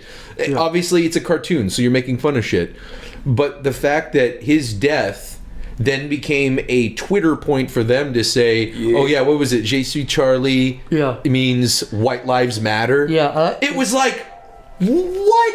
Fucking, that is so liberal. It's like in its own, it's like. But what's weird is they have no problem doing it to everybody else. I don't get it. Yeah. And it's like I said, it's coming from somebody who is a fucking self-proclaimed asshole. Just evil. Blows. Yeah, it is. It goes from like, it just boggles logic, and it's just so far out there, and it's so transparently just evil. I guess I would call that evil. That's just that. Yeah. That's that is taking the death of someone who was making about them. Yeah, making it about them, and this is a person who was about free speech. This is about a person who was an artist. You'd think from like a liberal standpoint, like they're kind of a poster child, but no, their death now becomes because they weren't someone from Ferguson or something, and people were upset about it.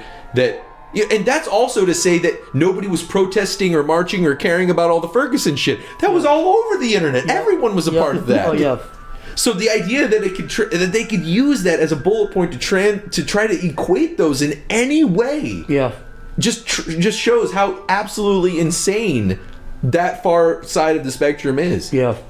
Anyways, I mean, even that guy, if I could just say one last thing, that guy also, weirdly enough, has really weird communist ideas. I bet he does. Like he's openly said like, yeah, free speech and free market, it's a terrible idea. So what do you want to get to that? Wait, what would without free speech then what? I think he's so far left. He's seriously level, which is fine, but it's weird to see that idea. What's beyond free speech though? Basically, say what I like and I approve. Oh, got it. Yeah, no, that makes sense. Shit. Well, that's actually how he works too, because because there was a comment made about what was it? There was something about Bloodborne being too violent or something, and it was like, yeah, but I guess Bloodborne's out, but it's okay, 'cause games, or whatever he wrote. And then somebody made a comment, and I just wrote, in a reply, all I wrote was, I think it's pretty fair to say that that this is clearly a parody account. Yeah. Instantly blocked. Yeah. Instantly blocked. They've got weird block bots set up. I'm on you a know that? blacklist. Oh, is there block bots? No, you got blocked by him, but my point is, I've been blocked by people I've never even seen, I've talked to on Twitter before. I'll click someone's profile who's like in that group, I'm already blocked. Like, what? They have block lists. That's how afraid they are. They're cowards. And then I had a little tirade about that, just about like, you know, if you're gonna sit here on a public platform and spout your opinions at people like it's goddamn gospel, and you can't handle anyone even having, I didn't even challenge his fucking opinion. It was literally just a joke. What's so fucking ironic and so funny, it's savory. Yeah. They have this like, we're being put down, we're the minority group, don't put us down. Yeah. And then if you have any conflicting views, they block you immediately. Exactly. I drew a picture of Revolution 60, that Brian Owu game, blocked. Just drew a picture of it. Well, Chris, what did you draw? Okay. What did you draw? Okay, I exaggerated it a bit. I was blocked by fucking Tim Schafer. All I did was retweet a joke that was like, it was his stupid sock puppet joke that he made that wasn't funny. Yeah, you know what? He must have... He started too, he's like, there was somebody did that day, that biddy. Yeah. Anyway, dude, I could imagine, like, after, if there are block bots or whatever, that alone, when something like that happens, right? They go they just like full force blocking. Overwhelmed. There must have been like 30,000, 40,000 blocks. More than that. Just like, blah, just like blocking everybody. Yeah. Like, if you wrote anything that had the word sock in it, you were done. Yeah. Fucking... It's just amazing that these are the people who believe that in some way... They don't believe. They... Or at least they appear, or at least they say, or at least they're putting on the image that they are in some way trying to be harbingers of a better future or of some kind of cause. When the truth is, they're little fucking children who have no spines, who feel like their opinions are more important than everyone else, and anyone with a differing opinion is a brute and a Cro-Magnon beast. Yeah. And they just can't handle having any kind of actual discussion about it.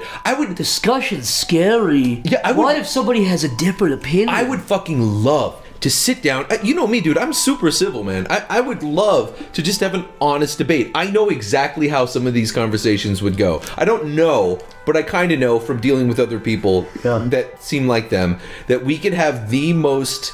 I could go in with the best of intentions, be as patient as possible, but if I was honest and asked direct questions, that this shit would get so out of hand that they would be red-faced flush, flipping table, angry, and just be like, you just don't get it, you know? You fucking racist. Yeah. Like, I can sense that from these people. You're a minority, so you actually, you overpower their voices. It's funny.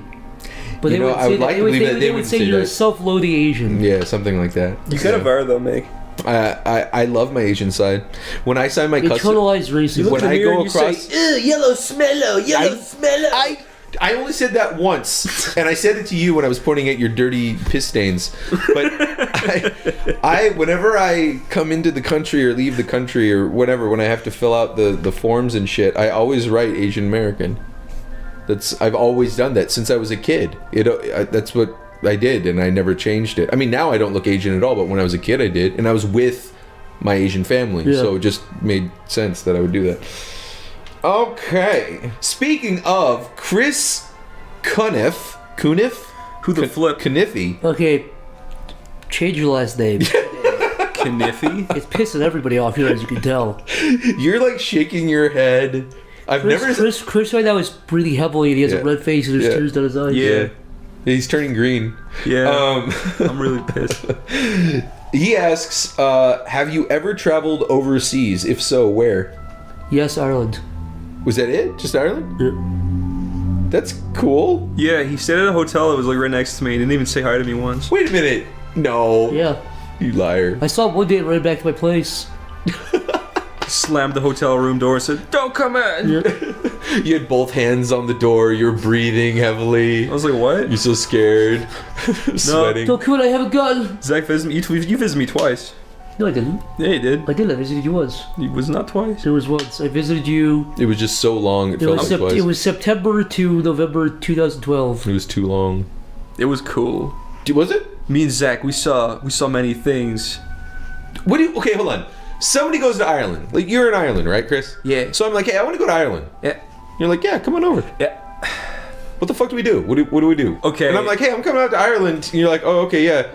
And you're like, yeah, I got a whole week of shit planned. Let's go. Okay. What's on this list? Okay, it's exactly what Aaron and Susie did when they visited. So I showed them the quarry in Wexford, which is... So you showed them a big rock hole, okay? Yeah, we showed them Johnstown Castle from the inside. So you showed them an old rock building, okay? Yeah, we showed them the outside of our flat where you can see people fingering each other in the streets. That actually sounds pretty It's pretty sweet. We went to my mom and dad's house to play basketball and play cards. All right. It was fun. You didn't take him to the Guinness factory? Oh, we went to Dublin. Went to Phoenix Park. We went on a shitty ghost tour that was horrible. Why was it horrible? Because this is wow. Because ghosts ain't real. Never talked about this. We got on a ghost bus tour where you get onto a spooky bus, right? And this is like a big thing to do in Dublin apparently. But just so you know, I'm sorry, Ghost Bus Tour sounds a little bit like Ghost. Never mind, I'm gonna cut that. What are you gonna say? It sounds like Ghostbusters. We're like Ghost Bus Tour. We're going on the Ghost Bus Tour. You're leaving that in. No, I'm cutting it. Leave it. Cut it. Okay, I'll cut it. I'm so bad with these stupid puns. Go on. Okay, I liked it. But okay, so you get on the bus and they're like, we're gonna bring you to all the ghostly parts of Dublin, okay? So you get on the bus and they like furnish it from the inside so it looks like a ghost house on the inside of the bus. Okay. Of a double-decker bus. And that's kind of fun. They black out the windows and put curtains over it so it's fucking dark inside. Oh. Okay, and then this guy came on. Or he came up onto the bus, the tour guide, and he's like, "Hello, I'm going to show you around Dublin." and we were like, "Okay." And then he okay. How many people were on this tour, by the way? Let's say 30. Oh wow, okay. So that's a lot. I know. And then okay, so we get on the bus and they're like, we're gonna bring you around, show you the scariest places in Dublin. Ooh! Then they drive you around and they park outside of hotels where you like look 50 feet across at a building. You're like, that's where someone died. And you're like, okay. And then you speed off. No, and then it's like, and then they brought us to this shitty graveyard where like a bunch of monks died here. It's like, no shit. Wait, like, there's really? dead people in a graveyard? There's just dead a bunch people of in my monks. fucking everywhere. Go ahead, say it, Chris. Spill the beans. Okay. Finish that thought. There's dead people here. What? Let's move on. So what happens? Zach made me look like a serial killer. Oh, yeah. But they brought us to a monastery. I found the duffel bag. You found a duffel bag? I turned it to police. Okay. Good. Do you know what's gonna happen to you, you fucking monster? Mm-hmm. Chris, the autopsy showed her trying to resist. I don't know what you did. Listen to me, I don't know what you did, but you're gonna be caught and you're gonna rot in prison, you fucking scumbag. Not if I don't know. Not if I kill you with this chainsaw. I don't know. Turn that off. This is serious. This is to every viewer. I hope you know the kind of fucking person I live with. Chris, I hope you stay up every night thinking about what you fucking did to ruin that family's life. I didn't. So how was the rest of the tour? What happened? Go after on. that? It was it was fine. I mean, no, it was shit. It's so weird because when I think of Ireland, I do think of castles. I do think of ghosts. My uncle I do think of all sorts of spooky ass Celtic spooks. My uncle works at this really cool castle, and he let us into it. And I'm pretty sure you saw that too, Zach. And you know, Chris, my uncle's got the castle. Zach, did you like Johnstown Castle? Yeah, it was alright. Okay. See? The castle. Do they have the equivalent of like London Tower, where like they have like castles with torture chambers? There's a damn goose in the front yard of the castle. That spooked me more than Oh, that's anything. another thing we did. We looked at Selsker Abbey. That's What? just like What? that's like 1 minute. Was that anything? What you said? It's 1 minute away from where I used to live in town. And what was it? It was an old kind of a castle settlement thing where they had like they had okay, so this lady was doing a tour and she was like, okay, so this is the entrance. When Vikings used to run in here and invade, they used to get pots of fire and poured on people running in. Was she talking like that excited about it? She was delighted, and then right in that door there was these like 4 tiny holes in the wall with bars, but it was like, this is where they put the bad people. It's like, sweet, dude. Ireland is cool. You imagine like the person before her got fired because it was like, you're making this sound too depressing. Yeah, creepy. be we need to be a little bit more excited. We have tourists here. We don't want people to go kill themselves after this. I remember the highlight of their trip to Ireland was when we went to the castle. It was me, Niles, Aaron, Susie, and Barry, and Jack and Patty, and we brought a football thing. Yeah. And Niall ran up to the football and he tried kicking it at the wall, but he kicked it into his own head. He kicked the ball in his own face. How did he do that? It was the funniest thing. He's a real life Charlie Brown. I was gonna say that's just like Charlie Brown. This is what he was also he was on your Dark Souls stream or something like that. Didn't he like fucking face plant into the ground? His that was brain. when we were playing Resident Evil for Chris's channel. He almost killed himself. He literally went like this. He walked like a fucking toddler, just fell over. Well, okay. Do you remember when Niall? Is this mean to say when Niall was at his fattest? No, he's skinny now. He lost 80 pounds. Yeah. So he was. He's in good shape. He now, was chunkier, but yeah. when he was at his chunkiest, he was adorable when he fucked up things. So when he fell on that floor, that was the funniest thing. It was watching It was like okay, it's fat people falling over is way funnier than skinny people falling over. Yeah, skinny people falling over. You just think like the Holocaust or something like that. Simon Pegg's partner. What's his name? Nick Frost. Yeah, Nick Frost. Yeah, he was kind of like a little Nick Frost. So when I saw that beautiful Niall Murray at his fat titties kicking that ball into his own head, that was a good day. Hush, little baby, don't say a word because Mama's got to buy you a mockingbird. Okay, this is interesting. This is from Creeps McPasta. Oh, I like him. That guy. He's nice. Oh, hey there. All right. He knows what I'm talking I about. didn't see you Here's there. a super creepy, spooky question. Uh-oh. Are you ready? You guys always talk about the strange and dark times in your childhood. What? You always talk about the strange and dark times in your childhood. So for a change of tone, what is the happiest memory from your childhood? Oh my god. My father towering over me, screaming, "Why is there blood?" Zach, His penis was out. His pinos.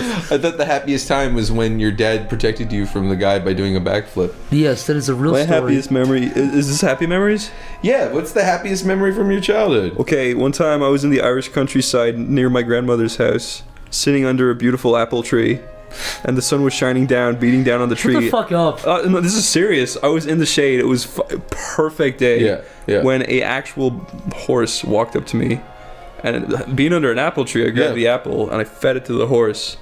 He ran away into the sunset, and it was the nicest moment I've ever seen. Are you being serious? That is true. He told it before. Oh my God, he's being serious. When I first met him, but That's a beautiful story, one Chris. day when I was about The horse 12, looked back and went,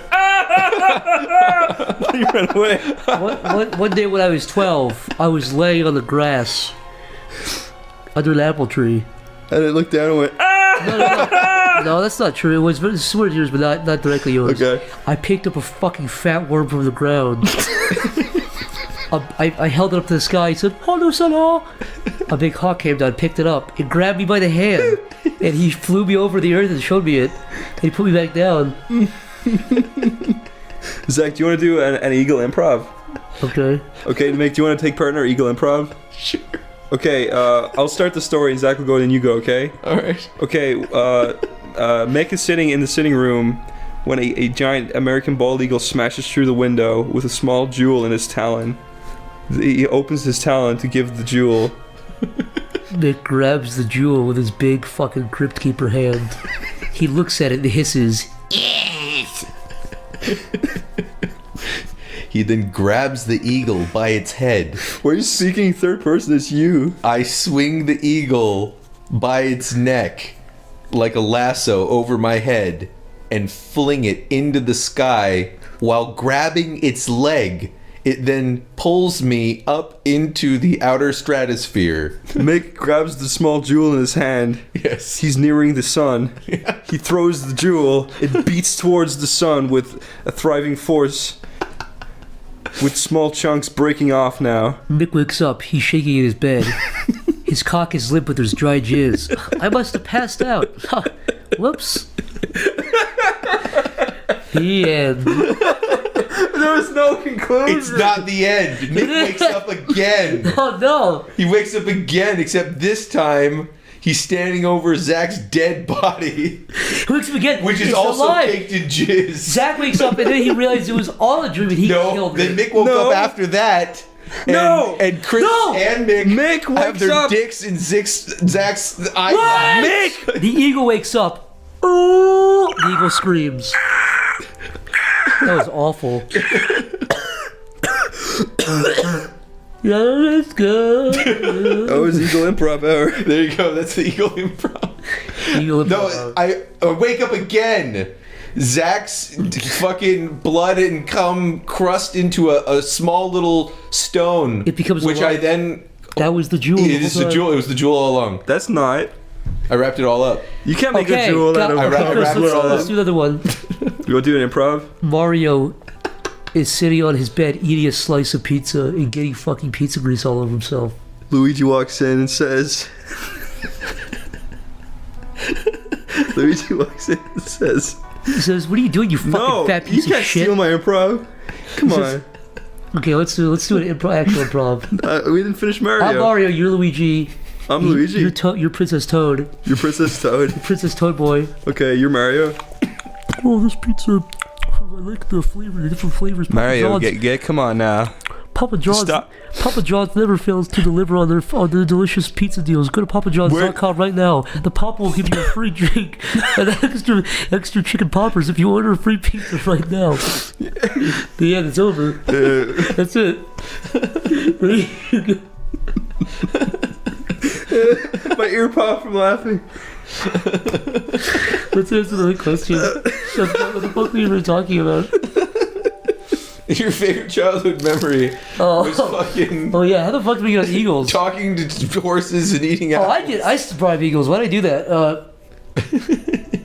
I don't know. Favorite childhood memory? I don't know. Oh yeah, I forgot we were on that. I don't know. Going camping with my family. Really? When you were a kid, you liked that? You weren't like, Yeah. wow, the No, I ground's loved hard. It. No, I loved it. Kind of like going to like a ball game or something. I don't know. I remember when I was 7. I just got in first grade. My mom brought me. She went to school, McDonald's. Which you she never did that before, but came to school. Was like, I have a surprise for you. Came out, brought me out to a car. We got a puppy. And she put the puppy, and it was my dog, and she was like eating the little dog was eating the fucking back seat belt. Aww. Yeah, so That's cute. You put it down. yeah, we fucking stepped on his head until it died. See. No, but I don't know. I was like 7, and my mom gave me McDonald's and showed me a puppy beagle. So that was a fun memory. That's cute. Had a puppet big. When I was a kid, my grandma used to, at the end of the day, she worked 2 jobs. She'd take me to school, then she'd go work her 2 jobs, come back, cook meals, and take care of everything around the house. My mom was in college and working at the time. And so my grandma did everything, but at the end of the day, she would sit in like this tiny little, she was a midget, dude. She had to actually have like a little, like, it wasn't even a cushion. It was like a straight up, like, it almost looked like a footstool that she put on top of the car seat just so she could see over the wheel of this Oldsmobile. Anyway, so she had this tiny little rocking chair. And she, at the end of the day, would read her newspaper. And I would play with Legos. So we'd be in the same room. And I always asked her, like, when she was going to go read her newspaper, so I could go into her room and just build Legos, like, while she was, reading her newspaper. Yeah. But I also did this thing when I was a kid. This is when I was very young, like 3 or 4. I didn't know at the time what I was doing, but I would always play with Legos on my stomach. You know what I mean? So, like, I'm lying on my stomach, and I'm playing on I the see. floor. I thought you mean you built shit on your No, not on my back. stomach. I may have done that too, though. But no, I'm lying on my stomach on the floor. Yeah. And I was building Legos, but I would always wear like sweatpants before I went to bed. And I remember I'd always like kind of like rub my pelvis against the ground, You'd like fuck the ground? while I was playing with Legos. And I realized now that what I was doing was I was at an early age I was jacking off. You were fucking it. I was like, whatever. And my grandma would always get so mad at me when I did it, and I didn't understand why.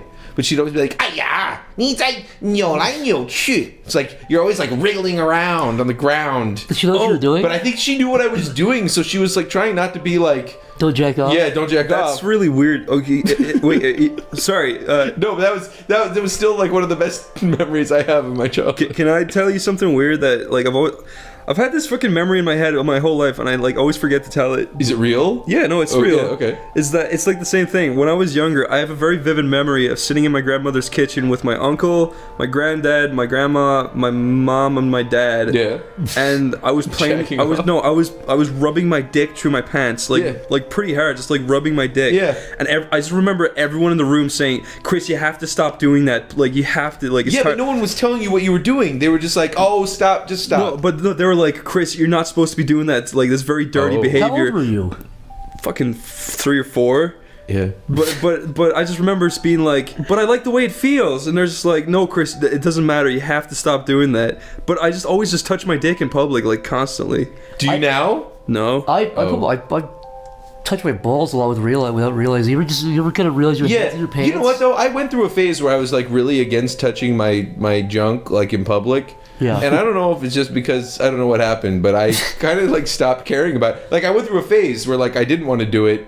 Like I knew it was wrong and embarrassing, but now it's like if I gotta adjust my shit, I'm gonna adjust my shit. How old were you when you figured out the waistband trick? Oh God! What was your first? 15. Yeah, 15. I was not 14. subtle at all until I was like 13 or 14.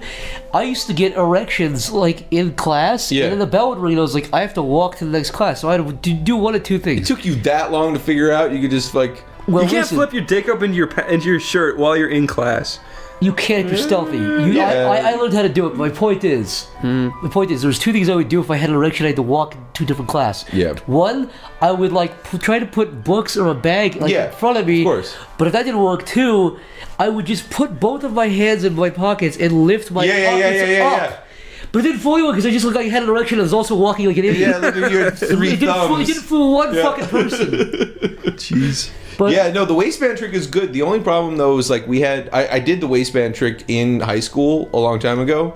And this is, in high school you're raging. Like your boners are bigger than they've it's ever ready to been. fucking pop. It's like they hurt. It's Yeah. like purple and it hurts. Yeah, it's Anyways, God. I just remember I had one time and I did put it in my waistband. And I don't know if the waistband was like almost like a rubber band where it was like pinching it so it wouldn't go down. Like it just stayed hard for a while through like part of the day. Luckily, there's a point where it's like 60% instead of 100, and you can kind of push it back down. Yeah, but this was And it staying, just- for some reason it was staying around like the 80, 90 Oh my size. God. So then eventually what happened, I do remember this, we were in the cafeteria and we were waiting around and a friend came up and he was just like, hey, what's up? And it was very casual. It wasn't like one of those high fives like, yay! Like, like the end of a cartoon or some shit. Yeah. This was straight up just like, oh, hey, what's up, man? And so I went up to give him a high five. Now, Don't say it. in Malaysia, we all have shorts and we have... don't say it, And mate. we have short sleeve shirts. Oh no. But I was, this is, I was kind of, I was a little bigger at the time. So, like, everything's a little tight. I just remember going to give him a high five. Oh, don't say it. And I could straight up see the head of my... Because, like, when I lifted my arm, my shirt kind of came up a little bit. Yeah. And you could straight up see just, like, the little head, like, poking over the fucking Did he thing. see it? No, it wasn't mentioned. But I know... He saw it. No. He totally saw your dick. I just remember when I did the high five, because I wasn't even really looking in his eyes. It was like a really casual, like, oh, hey, what's up? So I was just kind of like looking down when I high fived him, and I remember like as soon as that happened, my shirt came up, and I could see my dick hole just staring right up at me, and I was like, oh, all right. And he never said anything. No one said anything. No one saw anything. One person caught No that. one saw One- anything. Me, I saw it. The end. That's a huge fear of mine. Or your pants are gonna fall down and the boners are gonna pop out. It's a fear of mine too. But now that I'm older, I'm like, I wouldn't mind if someone's, you know what I mean? It's like, if you want to see it, go ahead. Yeah.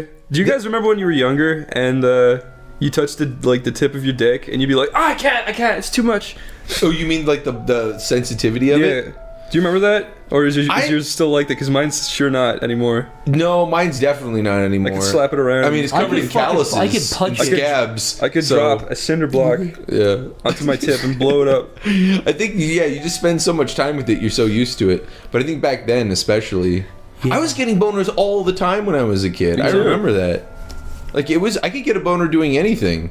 Watching anything, hearing anything. I still get boners doing anything. Really? If I see like one tit, that's it. I'm set off. Sometimes if I don't jack off for like a day and I'm like on the subway or I'm walking somewhere and I see like a billboard of a girl, I'm like I need to jack off, and he's doing it. Just it's weird, like what switches that off? Yeah, if you're watching, I can sit in my room for 4 days straight, and if I don't see a tit, I'll be like, okay, I'm good. But then the second I see a tit, no, I'm just talking, wait, do you mean you mean like a bare breast? Yeah.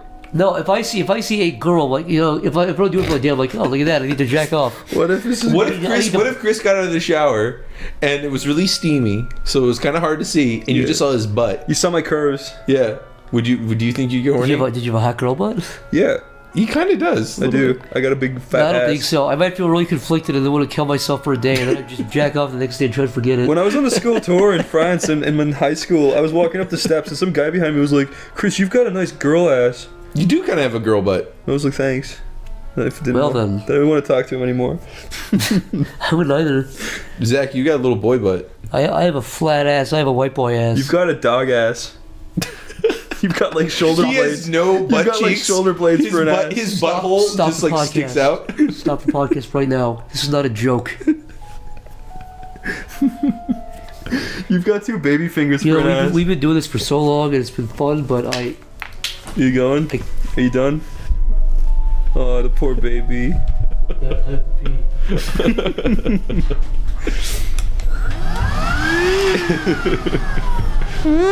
Have you ever stuck your dick in a vacuum hose?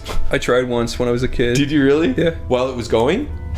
Okay, this is what happened. I saw it in the movie. Yeah, that's what so everyone's seen it like in a movie or something. I saw it in the movie. I went to put my dick in it, and it didn't feel good to begin with, so I didn't turn it on.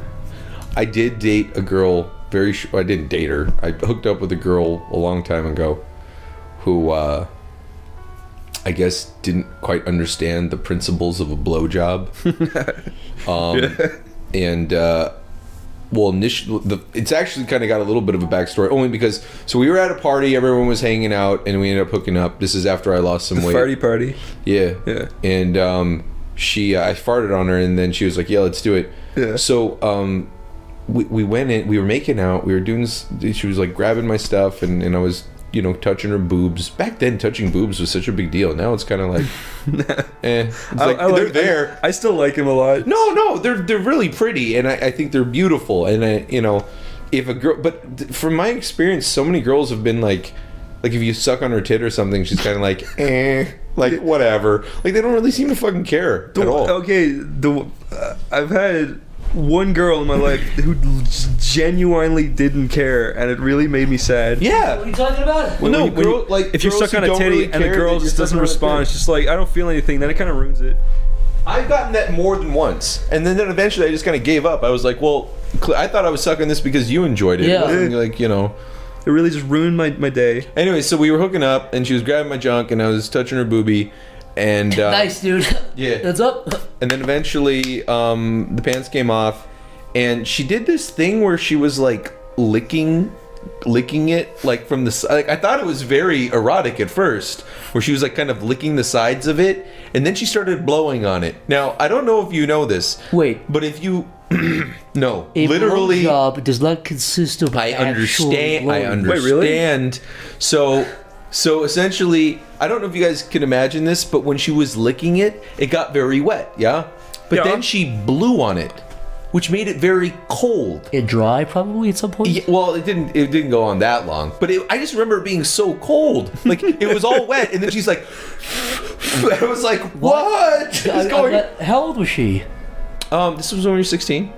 So maybe she... I'm not even trying to be funny. Maybe she literally thought a blowjob was like consistent with blowing on a dick. Well, no, I didn't say anything to her at that point because I didn't want to be like... I mean, look, there was something happening. You didn't want to be like, you're an idiot. Yeah, stop doing that. Do this other thing. Yeah. Because the alternative is what? Like, no, nothing? Stop blowing on it. Yeah, like, stick the whole thing in your mouth. Like, and at that point, I don't want to be like... But I was, whatever. Yeah. At the time, I was just like, okay, whatever. Something. Yeah, it was something. Yeah. So anyways, I did ask her to stop, and then we kind of finished making out. And we kind of hooked up a couple of more times after that. And I think she figured it out eventually because that wasn't the case the next time. But I had heard from somebody else that she had asked about it before. Like she had told her friend, like, yeah, we did this thing and it was kind of weird. And it didn't seem like you liked it. And then she had explained that the first time she did think that it was sucking a dick, but apparently she sucked it so hard, it was like, apparently, so then that's why she thought she wasn't supposed to do it like that. Because it was almost like she was trying to suck the thing inside out. Like, you know, like it's not like you're actually like a vacuum sucking. You know what I mean? Like, it's not that. No, and so I think that was what she did the first time, and it was almost like pulling the fucking inside of his dick out through the dick hole. I mean, that didn't happen, but that's what it hurt. So then the next time she did it... Oh, she was inhaling the dick? I don't even think it was inhaling. I think it was all just mouth suction pump-age. Cool, dude. But then the next time she did it was with me, apparently. So she'd just been starting to do it, but I mean, she caught on very quickly. But yeah, when we talk about the vacuum thing, I never stuck it in a vacuum, but my assumption is that's what it kind of felt like.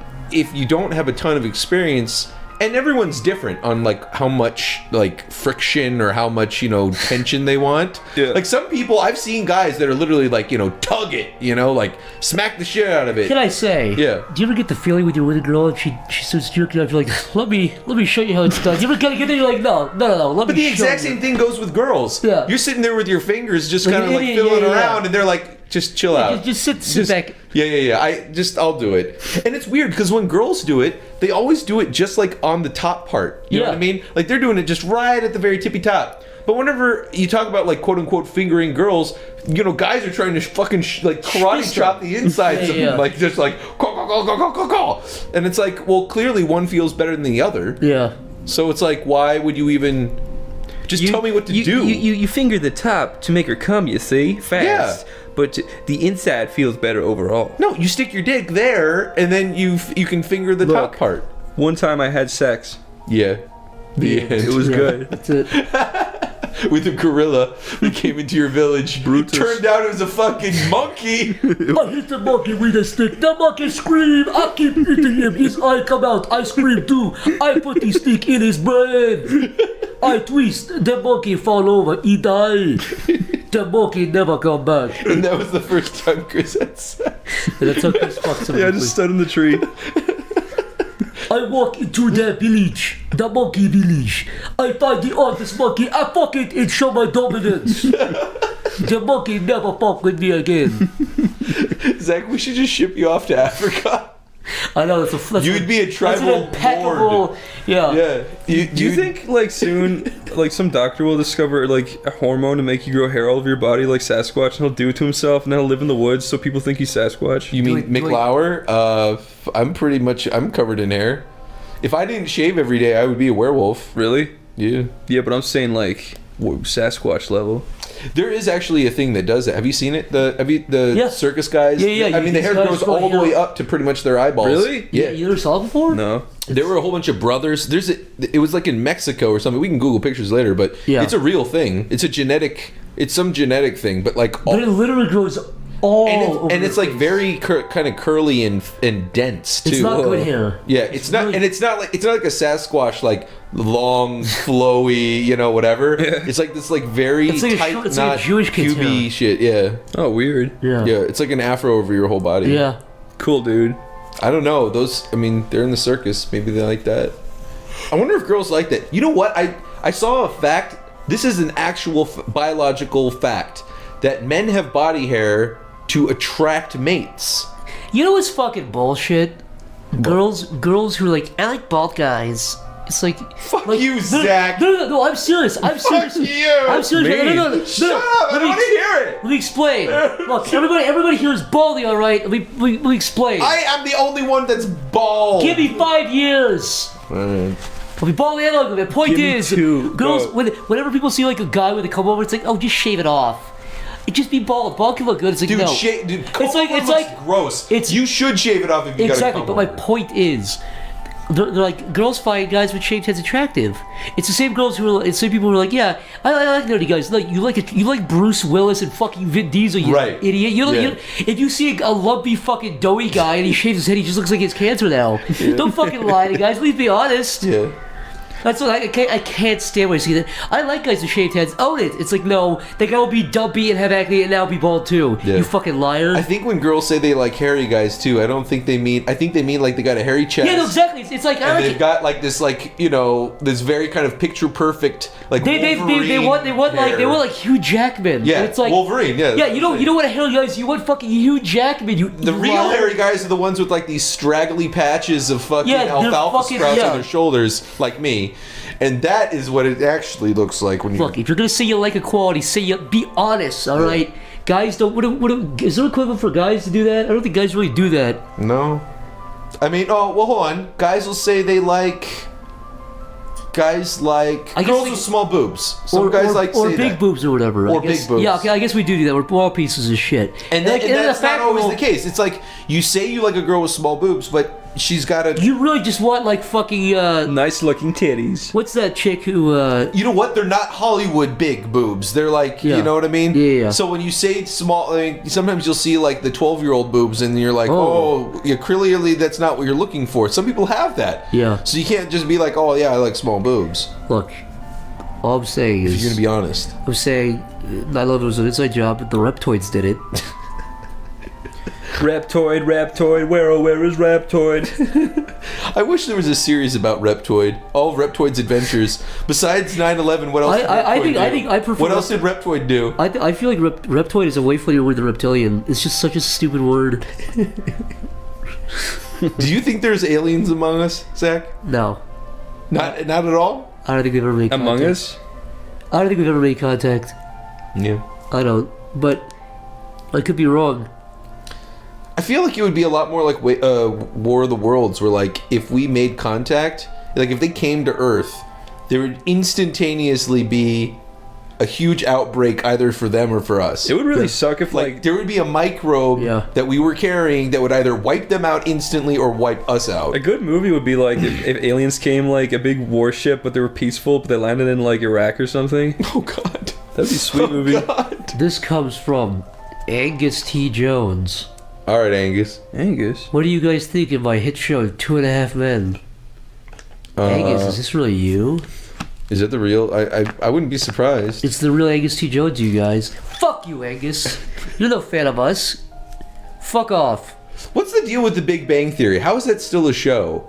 I've seen clips of it, and it's absolutely the worst fucking thing I've ever seen. Honestly, all it is its parents thinking that nerds are stupid and weird because... But there's a lot of young people that like it. I really don't think there is. There are, but it's also people who... It's people who don't understand nerd culture at all. That's what I think but they're the ones say... Look, I've seen a ton of young people say they love Big Bang Theory, and they also claim to be self-proclaimed nerds. They're not. They want it. It's them trying to live like vicariously through that show. Yeah, there's like, yeah, I'm nerdy. It's like, you're not. You're really not. It's like, yeah, I played Legend of Zelda. It's like, wow, look at you. Wow, good for you. Wow. And it is mostly moms who are like, my son's like that. Yeah, I think it's also parents wanting to feel connected to their kids.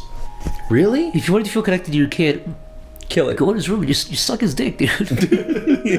Instant connection. What else am I going to tell you? What else is a boy going to want? You know what I'm saying? Yeah, that show is honestly one of the worst I've ever seen. And I'm not trying to be like a hater. It's just, and maybe honestly, because I haven't actually sat through a full episode, so that I'm speaking from a very, sheltered place here. But the clips that I see as like highlights, like sometimes I'll see them on Twitter, or I'll see like something. Yeah. There is nothing I've ever seen a clip from that show that I was ever like, wow, that's even remotely funny. No, it's just it. I really like. In fact, it's quite opposite most of the time. Yeah. It feels very cringy and forced. You've seen the Big Bang Theory without like a laugh track, right? Where they just kind of cut out those, and it's just really, really uncomfortable. No, I haven't. Well, that's any show. If you take away the laugh track, like the timing gets fucked up and shit. I feel but I mean, like, then you get to really see the jokes, and then you can like, yeah, that's fine. With something like Friends or like Seinfeld, you're like, oh, okay, without the laugh track, it's uncomfortable, but you can still see how the jokes work a little bit. Yeah. Whatever, but with that show, it's like, oh wow, this is actually nothing.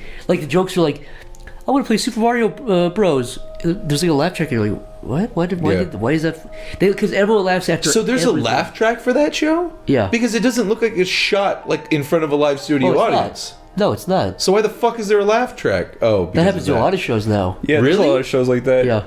Like what? I don't watch a lot of TV. There's a lot of shows like like loads of old sitcoms do it. Friends wasn't shot in front of a live studio audience. Yeah, it was.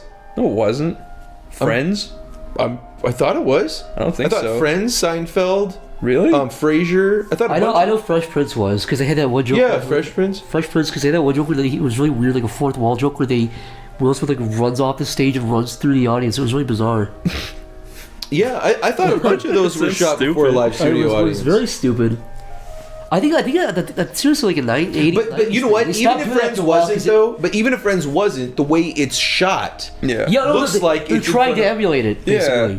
They're trying to get that atmosphere. Right, but this show, this other one, doesn't look like it's... 2.5 Men, too, is not shot for live studio audience. Do you ever see, I think it's How I Met Your Mother? Do you ever see the compilation where it's like the laugh track, they repeat the same laugh track? Oh, really? Where it's like, they say a joke and you hear one guy going, ha ha ha! And then they did it again and again. Ha ha ha! What? That guy fucked it up. Yeah, like, if he wasn't in the laugh track, you wouldn't be able to You tell. wouldn't be able to tell. It's fucking funny. I think what they do is that they get like a group of people into a studio and just have them laugh and cry and boo and stuff, and they just use that. Yeah, but I'm saying with this other show, The Big Bang Theory, it's shot like a modern show.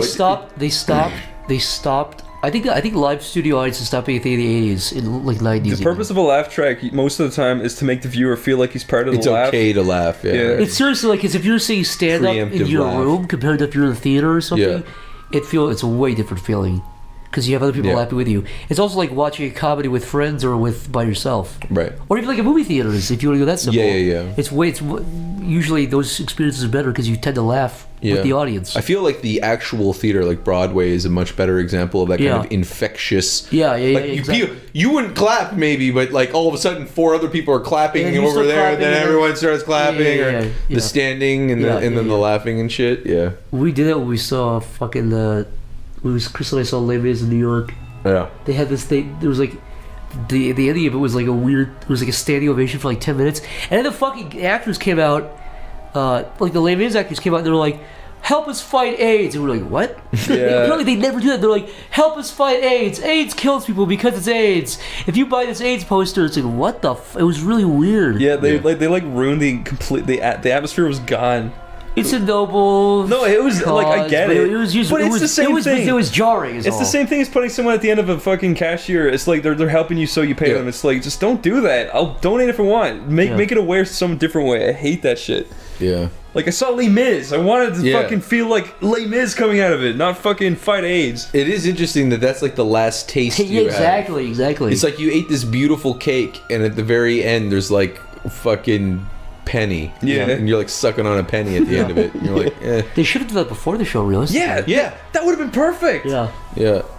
Hey guys, AIDS is bad. Stop AIDS by stop fucking. Join the revolution. Yeah. Vive la, whatever. And then they go into the show, and they can kind of work it in. Yeah, I can't believe they did that. That's too bad. I'm glad we didn't pay $300 for it. What? Oh, that's true, dude. We bought like $30 whatever tickets, and we all sat. We had really like shitty edge seats. Yeah. But like during the intermission, everyone left. No. Oh. But in the middle, like the best seats in the house for like $300, $400 seats. The top 3 rows were completely vacant. Yeah. And we were like, huh. Yeah. It was too like clean cut and surgical for that to be like a group of people. Yeah. So we kind of made our way over there and sat down, and these 2 girls walked over when everybody was coming back from their intermission, and they're like, did you buy? Yeah. Did you pay for these seats? And I was like, no. And she was like, okay, now they're not good. And they're like, but it was funny. Yeah. So like, by the time the intermission was over, like 30 or 20 people had done what we did. Like a bunch of other people were fucking criminals like us. Yeah. We just decided to. But it was a great show from the intermission onwards. It was a good show before that too. Yeah, but that was a really, Before we fucking moved, there was these fat bitches who wouldn't shut the fuck up. There was these drunk girls at a fucking Broadway show. They're like, oh my god, look at that. And there's a part where at the beginning where Valjean like rips his fucking jacket off. And he's this big vest off. And he's a big buff dude. And the girl went, she started kicking her legs. I was like, Yeah, and whenever like she was like she was excited. her pants. Yeah, like she was all like I felt liquid juicing in my up. foot. Yeah, whenever there was she fucking music lift your playing, feet they up started over doing like conductor like gestures. Yeah, they're like doing obnoxious I squealed on them. Wow, they seemed like they seem like a parody of audience people. No. You paid to go see a Broadway show. Yeah. And ruin it for other people. What I think happened was, because that doesn't happen that often, a fucking Broadway show. Yeah. I think what happened was they bought like cheap tickets like we did. Yeah. They did, and then they got excited before they went and got drunk. Yeah. At like some bar or something, and then they came and they were too drunk or I something. squealed on them, Mick. What did you did. say? I was a dirty little squealer. I ran out while they were being complete stupid bitches. Chris, what happened was, it was one of those weird things where, even without Chris saying anything, I knew what he did, because he got through it. I was like, I think you said you're going to the bathroom. I think you even said that. Yeah. He was going to the bathroom, but I didn't see him come back for like. And while Chris was still gone, one of the guys, the people that had walked over, Yeah. and was like, "Excuse me, could you please shut the fuck up? Thank you." Yeah. Or whatever he said, and they're like, "Okay," and he stood there for like a good 5 or 10 minutes just watching him. Yeah. And that made me really comfortable. But he ended up leaving. Chris came back. Did they go back to their shenanigans? No, they stopped. And I was just like, I knew Chris fucking did that. I fucking knew it. And after the show, he's like, yeah, I schooled on him. And I was like, I fucking knew it. I knew you did it. Well, like, I didn't want to sit there and have also them ruin the entire thing. In the intermission, I was like, Chris, those girls, some guy came over and told me quiet. He was like, really? He was trying to be nonchalant. Like, I was going to tell you. I just wanted to see. I just thought it was funny, though. It's true though. Those experiences, for some people they can only afford to go to like Man, one I wouldn't Broadway have squealed. show. It was like the one show I've ever It's a wanted to see. fucking Broadway It's show. Les Mis. Shut up. Me and Zach have been obsessing over it over like last year, and we Yeah. were finally going to see it. And then these stupid fat cunts walk in and ruin it. I honestly hope they die. I hope they die in the real world. Oh. The good news is, Chris, play us out with Chris, Randy Newman. play us out. Randy Newman. Okay. Tell me when to start. I'm going to start. You are a friend in me. We'll talk about you. You got a friend in me. With the monkey. Come from the village. I mean the man the head with the stick. You scream.